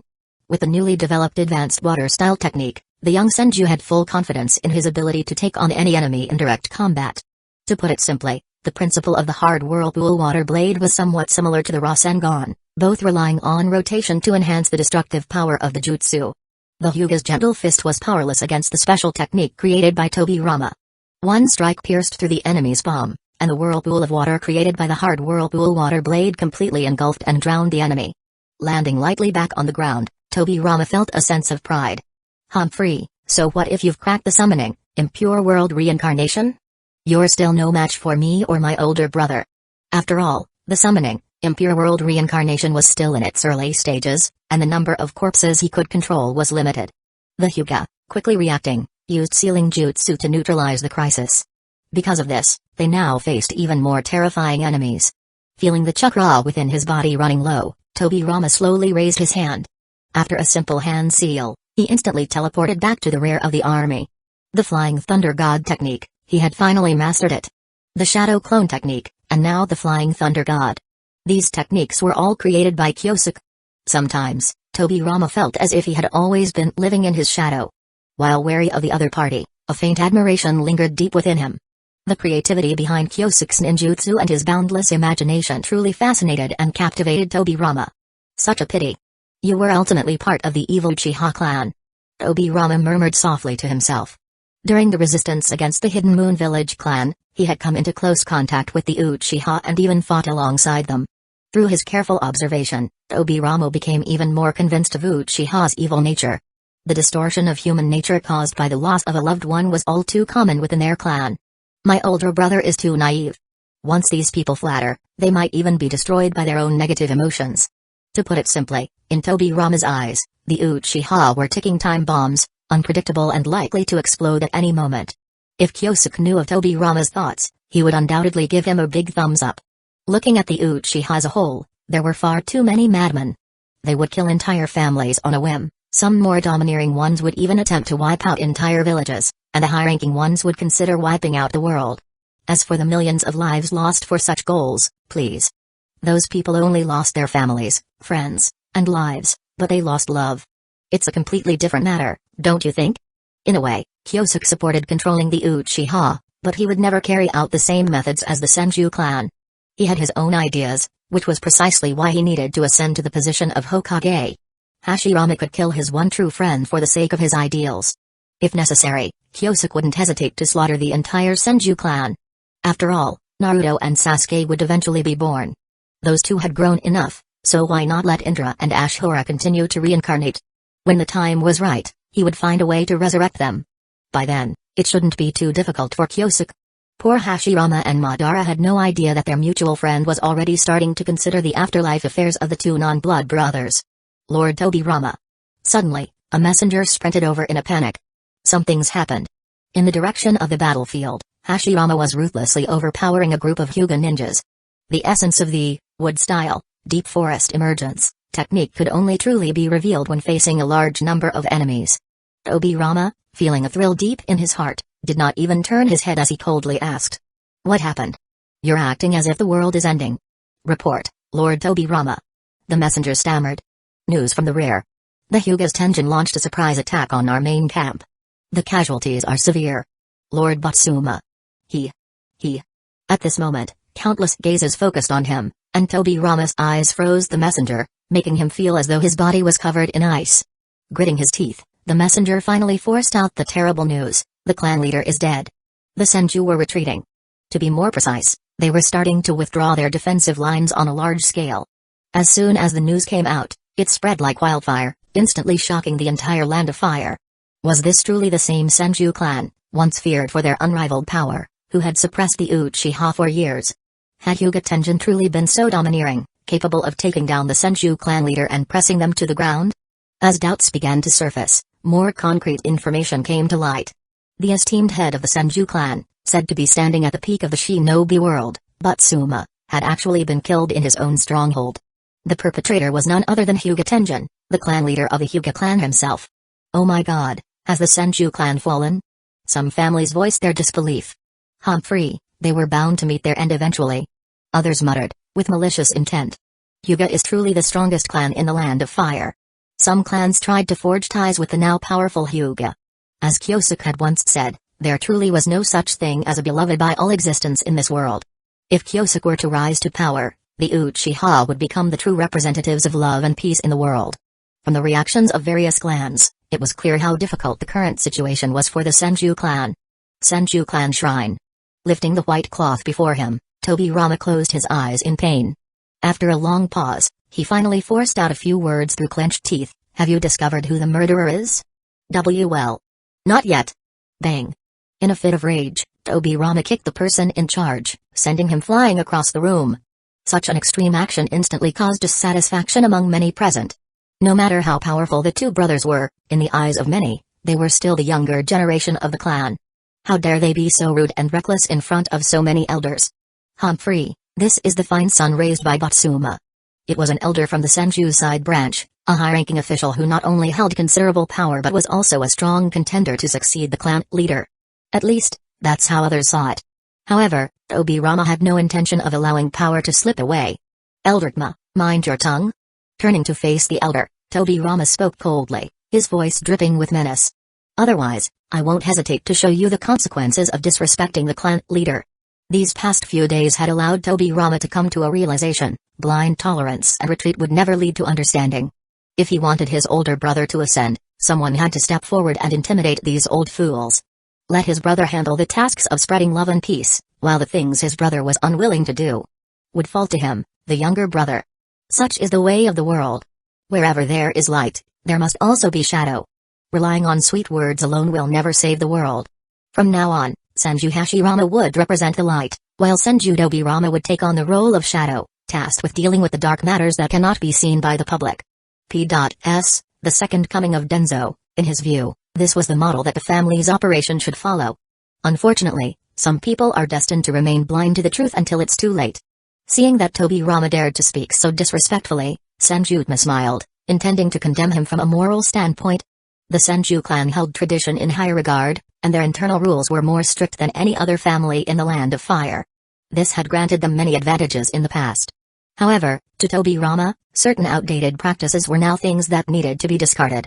Facing the uncertain gazes of many, Tobirama slowly raised both hands, seemingly ready to openly challenge the authority of the elders within his father's memorial hall. Interestingly, Hashirama, who had been silent and looking down, showed no intention of stopping his brother. He allowed Tobirama to challenge the authority of the elders. No, to be more precise, the brothers were challenging the ancient, obsolete rules that had been built up over thousands of years. In order to change the course of war and establish a peace treaty, Hashirama had no intention of giving up the position of clan leader. Tobirama, don't make too much noise. Hashirama quietly reminded him. Don't worry, big brother. As soon as the words left his mouth, a dark veil rose from under his feet, quickly enveloping the entire memorial hall. Ganjutsu, Infinite Darkness Jutsu. The dark environment created by the Ganjutsu easily deprived the enemies of their sight. In this dark space, only the user could perceive the surroundings clearly. Like a layer of pitch-black velvet draping over the world, even the most powerful ninja could only fall into a passive defensive position. No matter the level, any strong opponent would struggle to fight back against Tobirama under such conditions. This was precisely the case with Senjutma at that moment. When the darkness finally dissipated and light returned, a specially crafted kunai was already pressed against Ma's neck. Enough, you! Senjutma tried to resist, but as his neck grew cold, blood began to drip onto the kunai, falling to the ground. Tobirama truly had the courage to act. Realizing this, the burning rage in Ma's chest instantly disappeared. Let's talk this through. Do you remember, Tobirama? When you were little, I used to hold you in my arms. Ignoring the fearful elder, Tobirama quietly scanned the room. Not a single person dared to meet his gaze. At that moment, Hashirama finally rose from the floor, holding their father's handwritten will. Elders, although I am still young, my love for the Senju clan is no less than anyone else's. I swear upon my father's spirit that I will ensure the clan's lasting prosperity. He quietly added to himself in his heart, preferably in the village of my dreams. Therefore, suddenly, an overwhelming surge of chakra erupted, causing the entire memorial hall to shake violently. No matter who it is, anyone who dares to cause trouble shall not be spared. It was at this moment that everyone realized just how terrifying the young clan leader's strength truly was. From the battle reports alone, the full extent of his power had not been entirely evident. Today, as the primary targets of his overwhelming presence, they finally understood why the two brothers had earned such a formidable reputation. Senjutma, who had randomly chosen a seat, did not have time to calm his racing heart before he noticed the deep, meaningful gaze from Tobirama. Touches the wound on his neck. Senjutma helplessly stood up and sighed. The clan is in turmoil, and we need a leader with exceptional strength. I propose that Hashirama become the new clan leader. Seeing him speak in such a way, no one else dared to object. That's right, Hashirama will lead us out of this crisis. Yes, I trust the judgment of the late clan leader. As for the will, it specifically stated. Touching the wound on his neck, Senjutoma reluctantly stood up and sighed deeply. In these turbulent times, our clan is in dire need of a leader with exceptional strength. I propose that Hashirama take up the mantle as the new clan leader. Hearing him say this, the others naturally didn't dare voice any objections. That's right, Hashirama will surely lead us out of this crisis. Indeed, I trust the judgment of late Lord Batsuma. As for the contents of the handwritten will, its specific details no longer mattered. Even its authenticity was something no one dared to question. The only thing everyone needed to understand was this: Senju Hashirama would be the next clan leader. Chapter 139, Kidnapping a Bride is an art to the land of whirlpools, under the roof of the princess's chambers. Kyosuke Mido puffed up her cheeks in anger, her expression brimming with frustration. If she could, she'd lash him with chains until he learned his lesson. He had promised to marry her, yet 3 years had already passed, and she was still waiting. And if this dragging continued, who knew if another 3 years would slip by? The more she thought about it, the more aggrieved she felt. Hugging her knees, the princess with her hair styled into buns began to sob, her cries soft and pitiful. Not this trick again. Kyosuke, sitting nearby, looked genuinely troubled.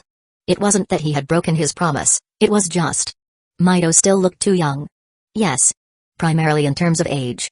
But after managing to delay until now, Kyosuke knew it was time to take action. Just as he was about to speak, Mito's trembling voice broke the silence. Yesterday, father asked me how I felt about the leader of the Senju clan. Her words turned into wails. Wah. Wah. I'm going to marry someone else, and you. You don't even care, you jerk. Feeling wronged, the bun-haired princess abandoned all decorum and began to cry out loudly. She was, after all, a young girl.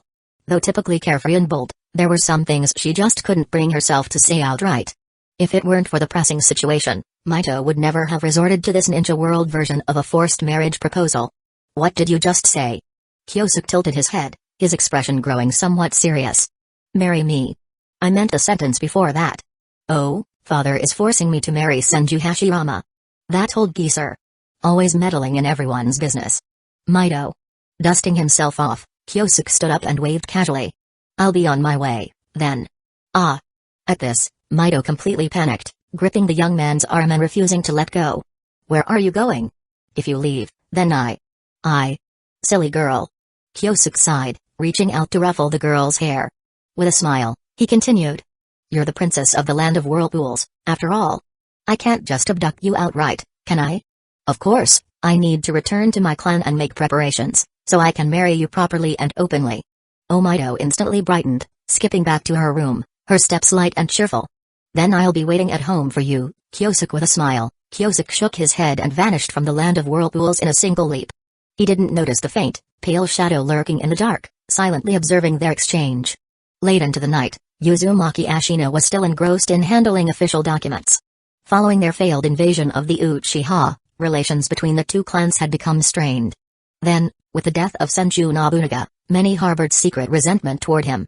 Ashina was well aware of all this. Thus, when Senju Batsuma proposed a marriage alliance between their clans, he had agreed without hesitation. He hadn't even consulted his daughter beforehand. In his view, Hashirama Senju was the perfect son-in-law. If not him, then who? That brat from the Uchiha clan? Ridiculous. Not only him, but the entire population of the land of whirlpools would oppose such a match. Unless he were dead, it would never happen. Barely a few days had passed when the devastating news suddenly arrived. The man who was about to become his in-law, Senju Batsuma, had died. It was said that he had been killed by Hyuga Tenjin, though he would likely never receive confirmation of the exact details. Confused and restless, Uzumaki Ashina immediately wrote a letter to inquire whether the marriage would proceed as planned.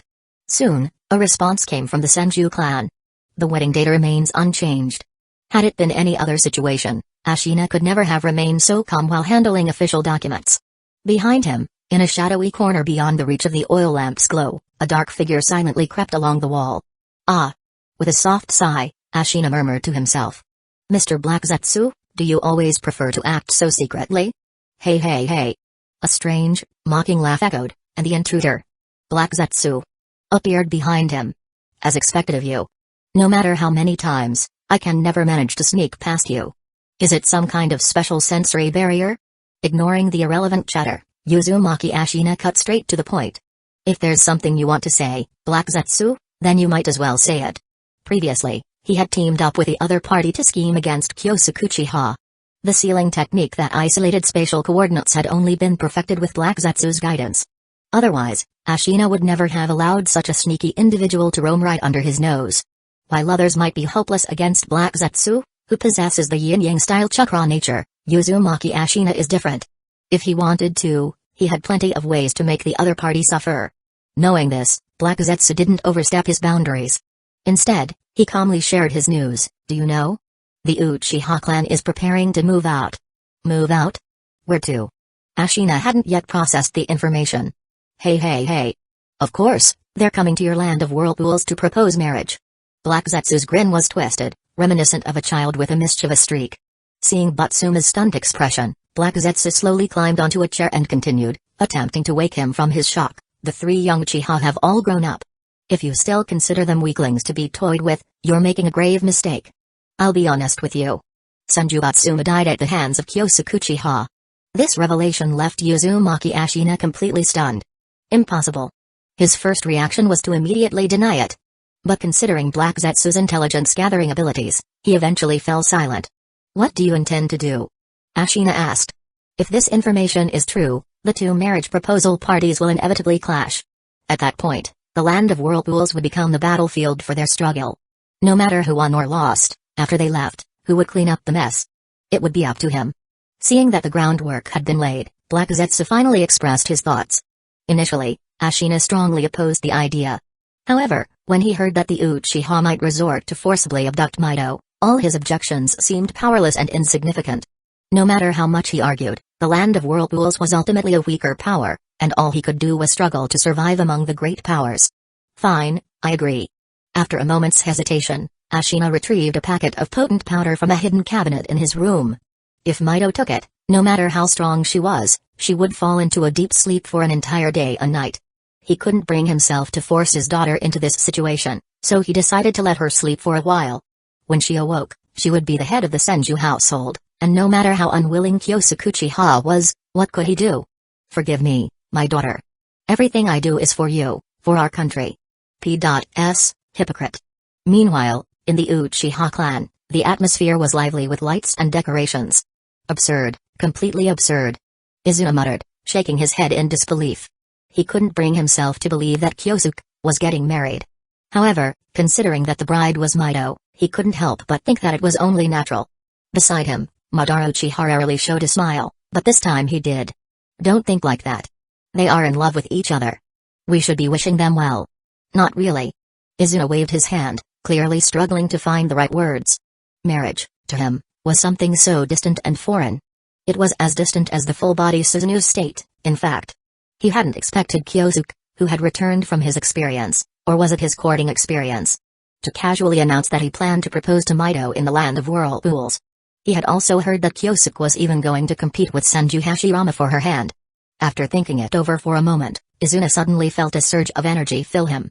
In Izuna's eyes, Hashirama was just a bastard trying to steal his older brother away. P.S. Burkon, the so-called friendship between the Uchiha and Senju clans was a joke. No, it should be called a shameful lie.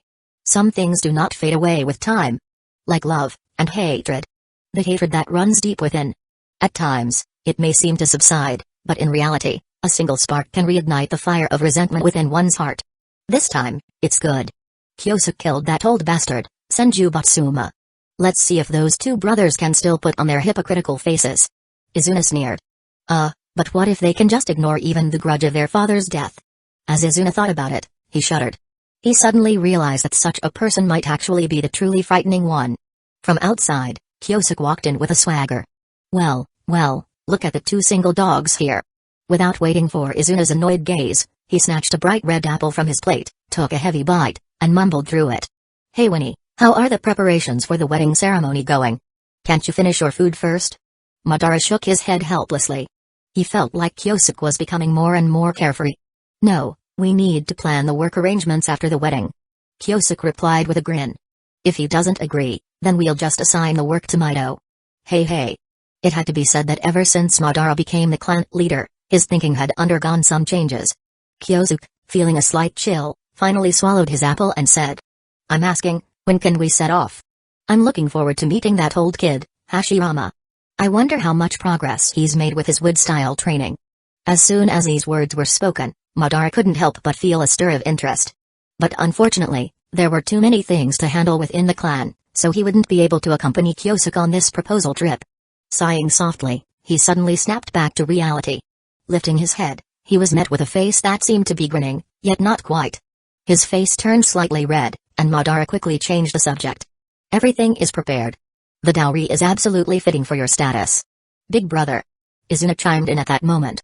"Do you think we should bring more people along, just in case something happens with the Senju?" "Don't worry." Kyosuke laughed. "The Senju are at odds with the Hyuga. They won't send too many people to the land of whirlpools." "Oh, I see. Most likely, it'll just be the two brothers, Hashirama and Tobirama." "Ah, those two guys. What's there to fear? Besides, I still have you by my side." At these words, Izuna immediately stood with his hands on his hips and confidently pounded his chest, promising. "Don't worry, I'll make sure to bring your bride back, ha ha ha ha." Kyosuke sighed. "This kid is hopeless." Madara added. Just make sure to keep an eye on him, don't let him get killed out there. Izuna retorted. Damn it, shouldn't you just think such things in your heart? Why do you have to say it out loud? The three of them laughed and joked for a while, and then Madara turned to the groom-to-be and asked. When do we leave? Now. Kyosuke replied as he stood up, casually tossing away the half-eaten apple. It's a long distance, so we must hurry to make up for lost time. All right. Madara said. Chapter 140, I've come to marry you, Mito, Part 1. As two of the most powerful clans, any movements from the Senju and Uchiha were bound to attract attention. The Senju's actions were somewhat easier to explain. After all, they had an alliance with the Land of Whirlpools, so there wasn't much room for excessive speculation. But what about the Uchiha? What could they possibly be up to?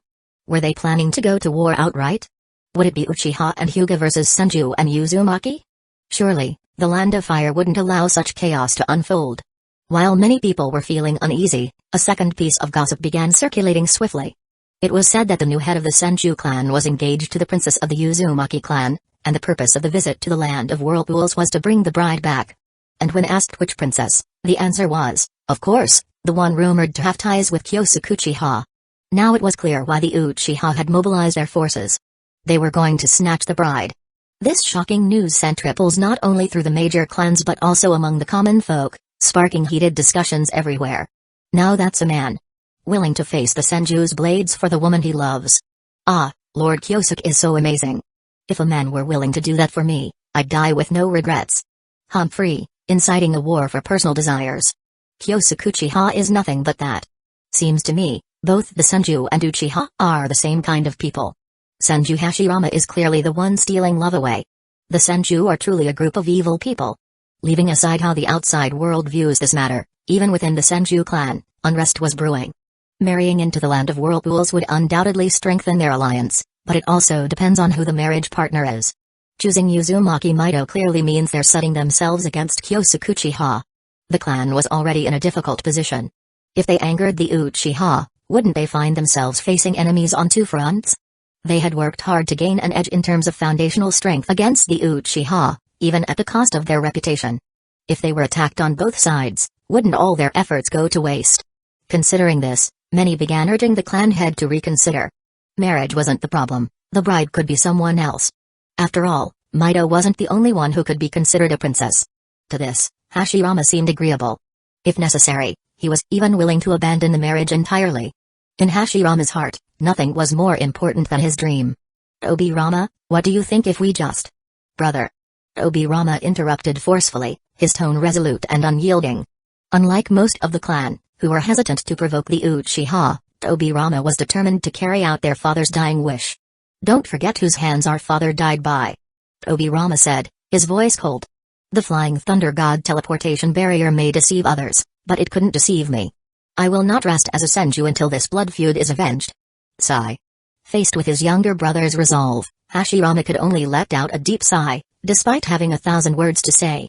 Once, he had naively believed that by becoming clan heads, he and Madara could work together to pursue the dreams they had as youths. But now, it seemed that everything had changed so drastically. For someone like him, who was most desperate to establish a village, to end up confronting his closest friend over a woman he hadn't even met. What kind of absurdity was this? Perhaps Kyosuke already knew about this. Hashirama muttered to himself, searching for excuses in his mind. Which is why he... But unfortunately, no matter what thoughts he had, the wedding procession was steadily advancing toward the Land of Whirlpools. What was meant to happen was bound to happen. Even if Hashirama was unwilling deep down, as the newly appointed clan head, he could not allow himself to show weakness in front of the Uchiha. Sigh. In the Land of Whirlpools, at the hidden Hidden Village. My lord, the wedding procession has arrived. A shout full of joy spread through the entire village, setting the whole place into a frenzy. The princess of the Land of Whirlpool was about to marry. This was a grand event for the entire nation. The news had spread across the country half a month ago, and now, everywhere you go in the country, you can see auspicious banners being posted.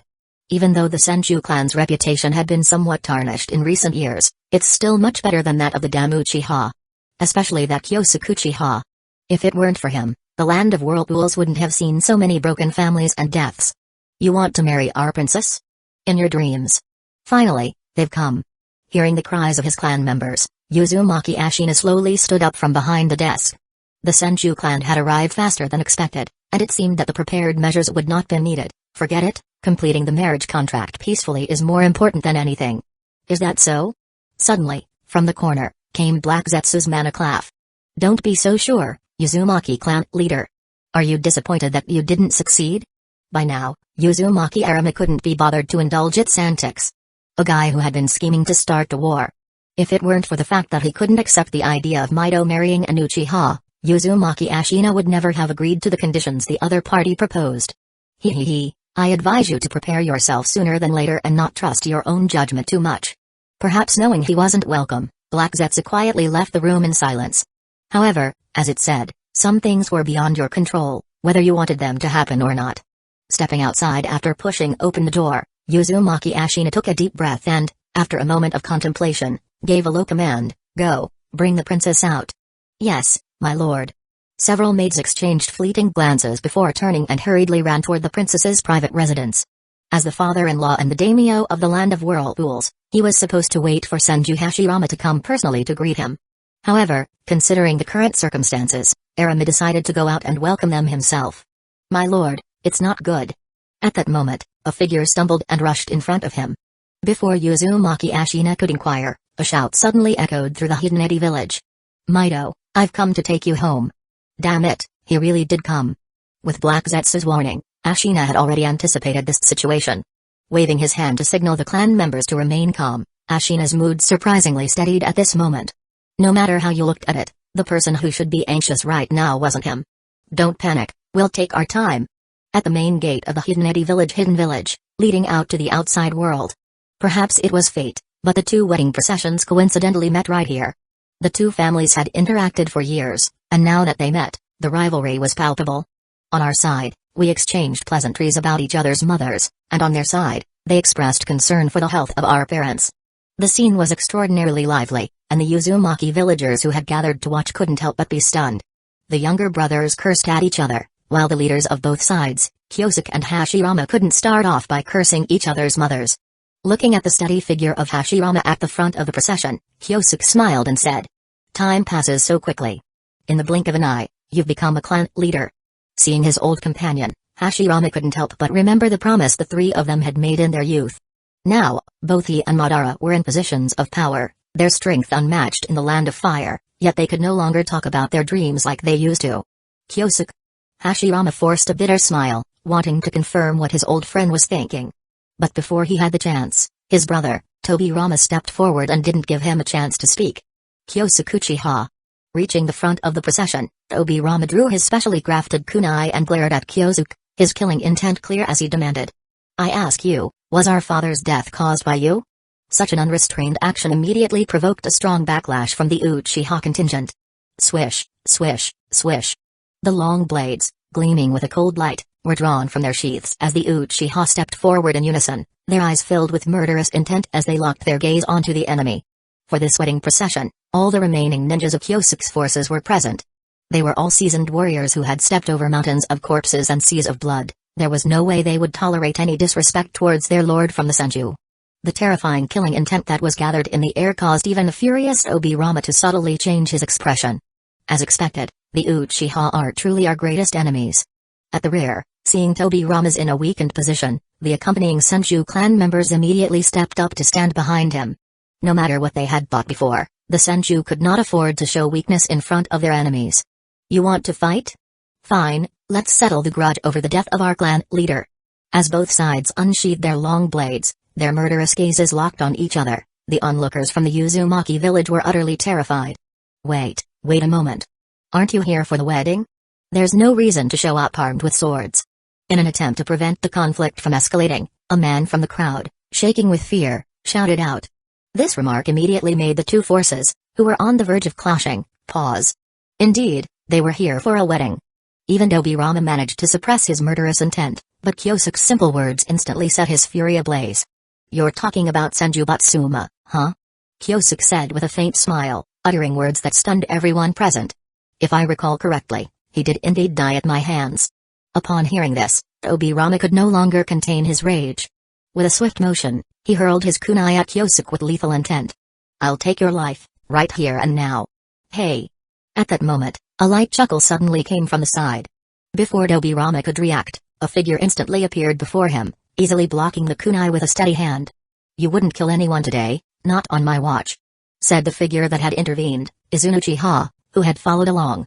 "It's you." Tobirama, already seeing red with rage, paid no heed to the person standing in his way. At that moment, all he could think of was that every last Uchiha deserved to die. Throwing aside his kunai, Tobirama took 2 steps back and quickly began to form hand seals. Water style, water dragon bullet technique. A massive water dragon, formed from a swirling torrent, roared as it charged toward Izuna. Trivial tricks. In the same instant, a scorching fireball shot forward, colliding directly with the water dragon. Fire style, great fireball. When it came to ninjutsu, Izuna wasn't afraid of anyone at this moment. With his Mangekyo Sharingan activated, the fire control technique was immediately cast on his blade. This method of attack made Izuna's close combat just as deadly as his ninjutsu. Blaze style, Kagetsuchi blade. In fact, not only did the technique change the shape of the fire, but Kagetsuchi's power also enhanced the flames further. Combined with the incredible insight of the Mangekyo Sharingan, Tobirama could not bear the consequences of engaging in close quarters with him. In 2 brief encounters, Tobirama's arms and torso were severely burned. The rage in Tobirama's heart continued to rise as he made up his mind to go to any lengths to personally slay Izuna Uchiha here. Summoning, Impure World Reincarnation. A light yellow coffin rose from the ground. In the stunned gaze of Izuna, several Uchiha veterans, who had once fallen in battle, were resurrected. As sinister as ever, Tobirama didn't even consider sealing the Impure World reincarnated bodies. This method would disturb his opponent's mind, disrupting their rationality. I thought I was dead. Chapter 141, I've come to marry you, Mido, Part 2, you are Izuna. You've grown so much. Where is this? Why am I standing alongside the Senju? The reappearance of deceased clansmen instantly threw the scene into chaos. So, it's been created this early, huh? Kyosuke fell silent, quietly observing the scene before him.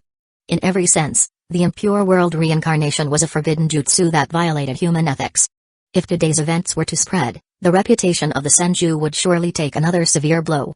The once mighty Senju clan had fallen so far that they were now despised by nearly everyone. Tobirama and his father could be credited as the chief architects of this downfall. You dare desecrate the dead. Izuna roared in fury. Driven by his rage, his Susanoo entered its second stage in an instant. The Kagetsuchi flame arrow transformed into a blazing missile that shot straight toward Tobirama. Die. However, no matter how reluctant the Impure World reincarnation bodies might be, they were still bound to obey the commands of their summoner. For example, sacrificing themselves to shield Tobirama from a lethal attack. With a loud explosion, 3 summoning, Impure World reincarnation bodies were instantly reduced to dust, their mission accomplished. The remaining few, shouting curses at the Senju for their treachery, charged forward in an attempt to destroy the bodies of their own clansmen. Izuna, use sealing techniques. Kyosuke instructed calmly. Hearing this, Izuna's Susanoo swung its sword in a wide arc, instantly slicing several charging summoning, Impure World reincarnation veterans in half. Dark sealing patterns spread rapidly as Izuna successfully sealed them away. TCH, it's still not working, huh? Tobirama shook his head in disappointment. Unable to approach his opponents, his mutual multiplying explosive tags technique was rendered unusable. The summoning, Impure World reincarnation, once a technique he had high hopes for, seemed far from meeting his expectations. In that case, water style, water severing wave. Tobirama clasped his hands together, releasing a high-pressure water stream from his mouth with incredible speed. The powerful cutting force of the attack even caused cracks to appear in Izuna's second stage Susanoo. Asshole. Don't think I'm afraid of you. Ignoring the tearing strain on his Susanoo, Izuna's eyes glinted with determination as another flaming arrow shot forth.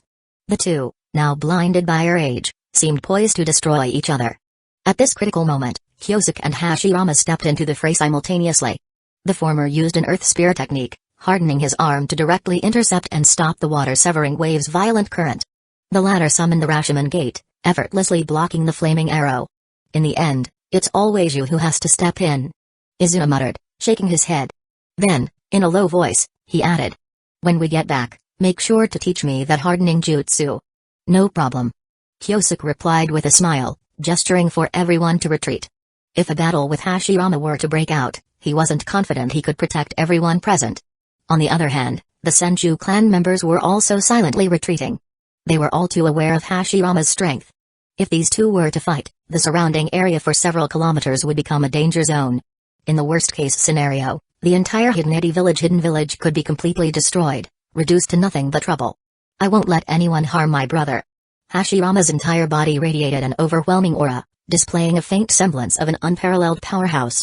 After his defeat by Tenjin, he had devoted himself to training, convinced his strength had improved. Such was the terror of the god of shinobi. Each time someone faced him, they found his power had grown significantly.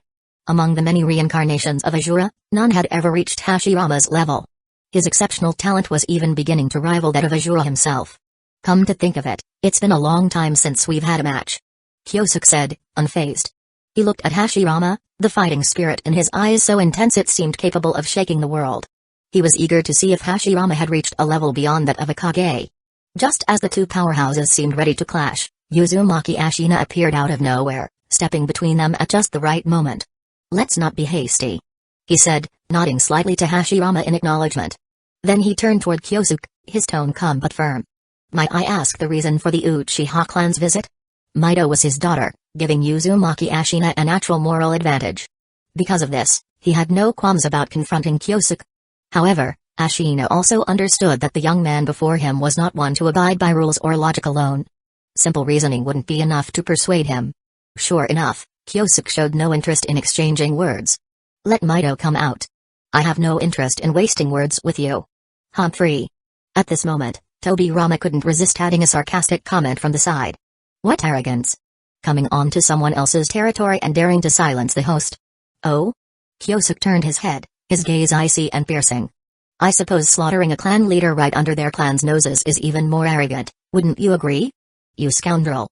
Ignoring the enraged Senju clan members, Kyosuke refocused his attention on Ashina. His tone was cold and unyielding. I advise you not to bring ruin upon yourself. Otherwise, I'll ensure the land of whirlpools is awash in blood by the day's end. Awash in blood. Awash in blood. Awash in blood. The murderous cries of the Uchiha shinobi sent a chill through the air, and Ashina's expression turned extremely ugly. After a moment of silence, he finally ordered a servant to bring Princess Mito out. Kyosuke. Before long, Mito, with her signature bun hairstyle, appeared before everyone. Yet, what happened next caught everyone by surprise. I'm sorry, Mito said softly, her expression tinged with sadness and determination. I am to marry Lord Hashirama. The Senju clan is the eternal ally of the land of whirlpools. Her demeanor conveyed the message that while she might care for Kyosuke, she could not abandon her clan. However, her words were met only with Kyosuke's silent gaze. Seeing that Mito had chosen their side, the Senju clan, who had been slightly on edge, immediately began mocking Kyosuke without restraint. Ha ha ha. Some people really overestimate themselves, thinking they could ever compare to Lord Hashirama. Go home already. Stop embarrassing yourself here. If I were him, I'd just grab a blade and slit my throat. Don't be so harsh. After all, he's supposed to be the most talented genius of the Uchiha clan. A genius? More like a soon-to-be laughingstock of the ninja world. Faced with the tide of ridicule, Kyosuke remained completely unfazed. From beginning to end, his gaze stayed fixed on Mito. The pouch I gave you. Where is it? He suddenly asked. Ah, here it is. Mito replied, pulling out a delicate pouch of fragrant herbs from her robe. Her eyes seemed to show a trace of reluctance, just enough to make her performance convincing. Not far away, Kyosuke chuckled softly. You've done an excellent job pretending. Even with my Sharingan, I couldn't tell it was a fake. But, he continued, his tone sharp and cold. I've been deceived once before. Did you really think you could fool me again? Hearing this, Ashina's expression shifted slightly, though the fake Mito continued her act, her voice tinged with exasperation. What deception? Kyosuke, why are you like this? Then tell me. He said mockingly. What is this pouch meant for? The fake Mito lowered her head, staring at the pouch. Inwardly, she thought, what else could this thing be used for? Eat it raw? In truth, the pouch was merely a disguise. Inside it was a flying thunder god alert device Kyosuke had given to Mito. By crushing the pouch, no matter how far away he was, Kyosuke would receive a signal and rush to her rescue as quickly as possible. An item of such importance wasn't something Mito would casually keep with her. Whether it's real or fake, let me prove it to you all. The moment he finished speaking, Kyosuke drew his sword and swiftly appeared in front of Uzumaki Ashina. Impudent. The golden adamantine sealing chains activated, and iron chains whistled through the air, sealing off the surroundings tightly. With a glance toward the fake Mito, Uzumaki Ashina signaled for it to leave quickly. None of the people present were fools. If its fake identity was exposed, the land of Whirlpool would be accused of attempting to provoke war. Not to mention the Uchiha, even the Senju would not give them any favorable treatment. Whether they fought or not was their own business, but it was not for an outsider like Ashina to sow discord. What, does Uzumaki Ashina also want to grab a share of the Land of Fire's power? Such an accusation was one he could not afford. The thought was good, but unfortunately, Kyosuke did not intend to let the white Zetsu clone escape. The adamantine sealing chains were strong, even the three-stage Susanoo might not withstand it. Fortunately, he was never one to recklessly charge in. The kunai from the Flying Thunder God shot out, cleverly avoiding the golden iron chains blockade through their collisions. In the blink of an eye, one kunai arrived behind the fake Mido. At that moment, Hashirama finally could not hold back and made his move. With a slap, he knocked the kunai away. He took a deep breath, then said in a deep voice, "Kyosuke, don't go too far. This is the Uzumaki clan's territory. I won't let you continue causing chaos here." Having never seen a white Zetsu clone, Hashirama could not distinguish between the real and fake Mido. In Hashirama's eyes, Kyosuke was acting out of anger, ready to harm the woman who was soon to be his wife. Even with his usual calm temperament, he had no choice but to act now. Such a fool. Kyosuke muttered, shaking his head, watching as the fake Mido quietly slipped away. As for the real Mido, she was likely under Uzumaki Ashina's watch now. With no personal freedom, at least her safety wouldn't be at risk. Once he dealt with the fool in front of him, he would settle the score with Uzumaki Ashina, that old dog. Drawing the Kusanagi sword from his waist, Kyosuke activated his Sharingan, locking his gaze on his opponent without a blink. At the same time, Hashirama also drew his twin blades from the sealing scroll. The two overwhelming ores intertwined, and the air itself seemed to tremble under the pressure. "It's finally beginning," Obirama said, slowly retreating with the others, trying to distance themselves from the eye of the storm. Seeing this, Hashirama seemed to think of something, then turned and ran toward the distant forest. "Kyosuke, let's fight somewhere else." "Fine." Unaware of Mido's whereabouts, Kyosuke didn't want to engage in a battle within the hidden Eddie village. The two of them shot through the air like two meteors, one in front of the other, heading toward the distant forest. Before the two groups could even begin to chase, the intense clash of battle reverberated from afar. Chapter 142, The Ultimate Technique, Sage Art, Rage no Sozo. The battle in the forest instantly escalated to a fierce climax from the moment it began. Wood-style, tree-bind flourishing burial. Vine-like saplings surged forward, attempting to bind and restrain the prey before them. "Stop with these petty tricks." Kyosuke's Chidori sharp spear extended and retracted with precision. Wielding dual blades, he effortlessly sliced through the approaching vines, severing them into countless pieces. 5 or 6 years had passed, and the two were no longer the naive kids who could be easily toyed with. Now, even an advanced technique like tree-bind flourishing burial was unworthy of serving as a basic tactical distraction. "Kyosuke, I have no desire to fight you." Hashirama's expression was pained. As he swung his twin swords, his movements were more defensive than offensive, reflecting his hesitation. Bang! Reacting just a bit too slowly, he was sent flying by a fierce kick from Kyosuke, and even the weapons in his hands fell helplessly to the ground. To dare engage in battle absent-mindedly in front of the Sharingan. Such recklessness meant he deserved the kick. "Are you awake now?" Kyosuke did not pursue further, savoring the thrill of the fight he had not yet fully indulged in. Clutching his abdomen in pain, Hashirama let out a bitter laugh. "Yes, I'm much clearer now." His indecisiveness toward a friend was a fatal flaw in his personality. Though he had resolved to stop Kyosuke, he could not bring himself to strike with full force when faced with his old friend on the battlefield. That kick had jolted him free from his hesitation. "In that case, I'll get serious now." Seeing Hashirama finally adopt a serious demeanor, Kyosuke assumed he was about to unleash some fearsome wood-style technique.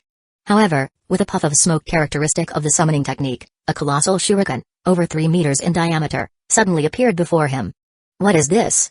Kyosuke's gaze sharpened as his hands came together in a blur, forming seals at an astonishing speed. Water-style, exploding water colliding wave. Chakra gathered in his throat, and he unleashed a massive torrent of water onto the ground, creating a vast lake-like body of water. The dense concentration of water served both as an offensive tool and a defensive barrier against incoming techniques. Just as he finished preparing, the massive shuriken coming toward him instantly split into 2, then 4, continuously multiplying into more identical clones. Shuriken Shadow Clone Technique. Hundreds of shuriken clones tore through the air, obliterating everything in their path. As for Kyosuke himself, He had already used the brief seconds provided by the water's delay to perform the water teleportation jutsu, propelling himself to the top of a surging wave. Such a ferocious assault could shatter even an Earth-style mud wall head-on. Unless he summoned the third stage of his Susanoo, there would be no way to withstand it. Yet, since Hashirama had not resorted to his high-powered wood-style techniques, Kyosuke saw no reason to summon his Susanoo either. If this was to be a contest of conventional combat methods, Kyosuke was more than willing to play along. At this moment, a torrent of water, akin to a small waterfall, gathered beneath Kyosuke's feet. As someone adept in water style, he had effectively created an environment that gave him a distinct geographical advantage. This is my most powerful water style technique. Come, taste its power for yourself. As he spoke, Kyosuke's hand speed exploded. The speed at which he formed the seals was so fast that anyone without advanced high techniques could barely catch a glimpse of the details. In the blink of an eye, over 20 seals were completed. The raging waters beneath him surged violently, and water bullets resembling dragon fangs began to whirl and howl. Water style, 100 water fang dragons. The shuriken clones had been immensely powerful, the result of Hashirama injecting them with an enormous amount of chakra. But even he hadn't anticipated that Kyosuke's casually unleashed technique would surpass his own most prized ninjutsu. There's no other way. Hashirama shook his head in disappointment, his tone tinged with helplessness. Beside him, saplings rapidly grew into towering trees. Wood-style secret technique, nativity of the world of trees. Kyosuke, to this day, I still long for the days when we fought side by side. Hashirama's roar echoed, but it was soon drowned out by the continuous clash of jutsu. The 100 dragon's might was strong, possessing terrifying penetration that could break through any defense. However, it couldn't cope with the endless sea of trees. Sure enough, ordinary killshot techniques are useless. As for Hashirama's shout, Kyosuke wasn't deaf. He could hear it clearly. But nostalgia couldn't put food on the table. Back then, the three of them had to join forces to withstand the half-step Super Kage-level Otsutsuki Sujido, but now he could easily take on him alone. This was a change. The most wondrous thing in the world. Too bad, you'll never understand, even until the end. The shadow of the Susanoo's arm materialized. Without the large-scale summoning, it merely covered Kyosuke's arm. From a distance, his forearm shone with a brilliant light, as if it were forged from pure gold. Then, the curse mark on his shoulder unraveled, and vast amounts of senjutsu chakra surged into his arm. Sizzle. The black and white chidori gathered, radiating a terrifying aura that sent chills through the air. With a light movement of his foot, he darted forward like lightning toward Hashirama's hiding place. The massive trees that tried to block his path were as fragile as paper against the black and white chidori. Not only could they not stop him, but they couldn't even delay him for a moment. The overwhelming sense of danger forced Hashirama to abandon his offensive technique and unleash his most trusted defensive technique. Wood-style, Hobi technique. At the age of 30, Hashirama could use this technique to block even a strike from the complete body Susanoo. While it might not reach that level now, its defense was still unmatched among similar techniques. Having activated his most reliable defensive jutsu, Hashirama felt a brief sense of security. However, as the wooden shield began to crack, his face underwent an unprecedented change. You don't understand. Killing, as you are now, really isn't that difficult. In the blink of an eye, the black and white chidori crackled with lightning and reached the demonic mask. After a brief standoff of just 2 seconds, Kyosuke's hand pierced through the shield and impaled Hashirama hidden behind it. This was his strongest jutsu. Sage Art, Raijin no Sozo, creation of the Thunder God. It combines the 3 powers of Senjutsu Chakra, Susanoo, and Chidori, making it a true 3-in-1 ultimate technique. Not to mention the support of his intermediate-level Sage Body and the overwhelming power of his Mengekyo Sharingan. At this moment, Hashirama stood no chance against him. Crack. The Hobi technique shattered, revealing the pain-stricken face of Senju Hashirama. At that moment, Kyosuke's hand had completely pierced through his abdomen. With just a slight push, he could send Hashirama to the afterlife. How shameful, Hashirama. Kyosuke muttered as he pulled his hand out, not accustomed to leaving his hand inside a man's body. Cough, cough, cough. Hashirama struggled to say something, but as soon as he opened his mouth, blood sprayed out, his appearance utterly pitiful. At that moment, a faint sound of something cutting through the air came from behind. Kyosuke frowned and dodged, realizing what was coming toward him. It looked remarkably similar to his own flying thunder god kunai. As expected, Senju Dobirama appeared shortly after, forcing him back with a swift move, then using the flying thunder god technique to retreat with the heavily injured Hashirama. Behind them, Kyosuke shook his head in regret and muttered softly to himself. Let him run. Killing him now would give too few points. Once Hashirama's strength reaches beyond Kage level, even the lowest reward will start at 40,000 points. Yes, that's the way to go. Chapter 143, If you don't hand her over, I'll let your blood flow like a river at the entrance of Hidden Village. Watching Senju Dobirama suddenly disappear, everyone present was momentarily stunned, their minds flooded with various speculations. Bastard! Izuno muttered angrily, his fierce and hostile gaze fixed on the Senju, frustrated by his inability to keep up with Dobirama's speed. The atmosphere was so charged with tension that even the slightest misstep could spark a deadly confrontation. Observing the scene before him, Uzumaki Ashina felt a foreboding sense of unease. As expected, Dobirama had barely been gone for 2 minutes when a strange signal sounded from afar. Without hesitation or delay, the Senju wedding entourage immediately set off, retreating from the land of whirlpools at an even faster pace than they had arrived. Upon seeing this, Ma Uchiha laughed heartily and turned to her clansmen, raising her voice in a triumphant celebration. Our lord has won. There was no need to wait for confirmation. The sight of the Senju fleeing in such disgrace was proof enough of the outcome of their confrontation.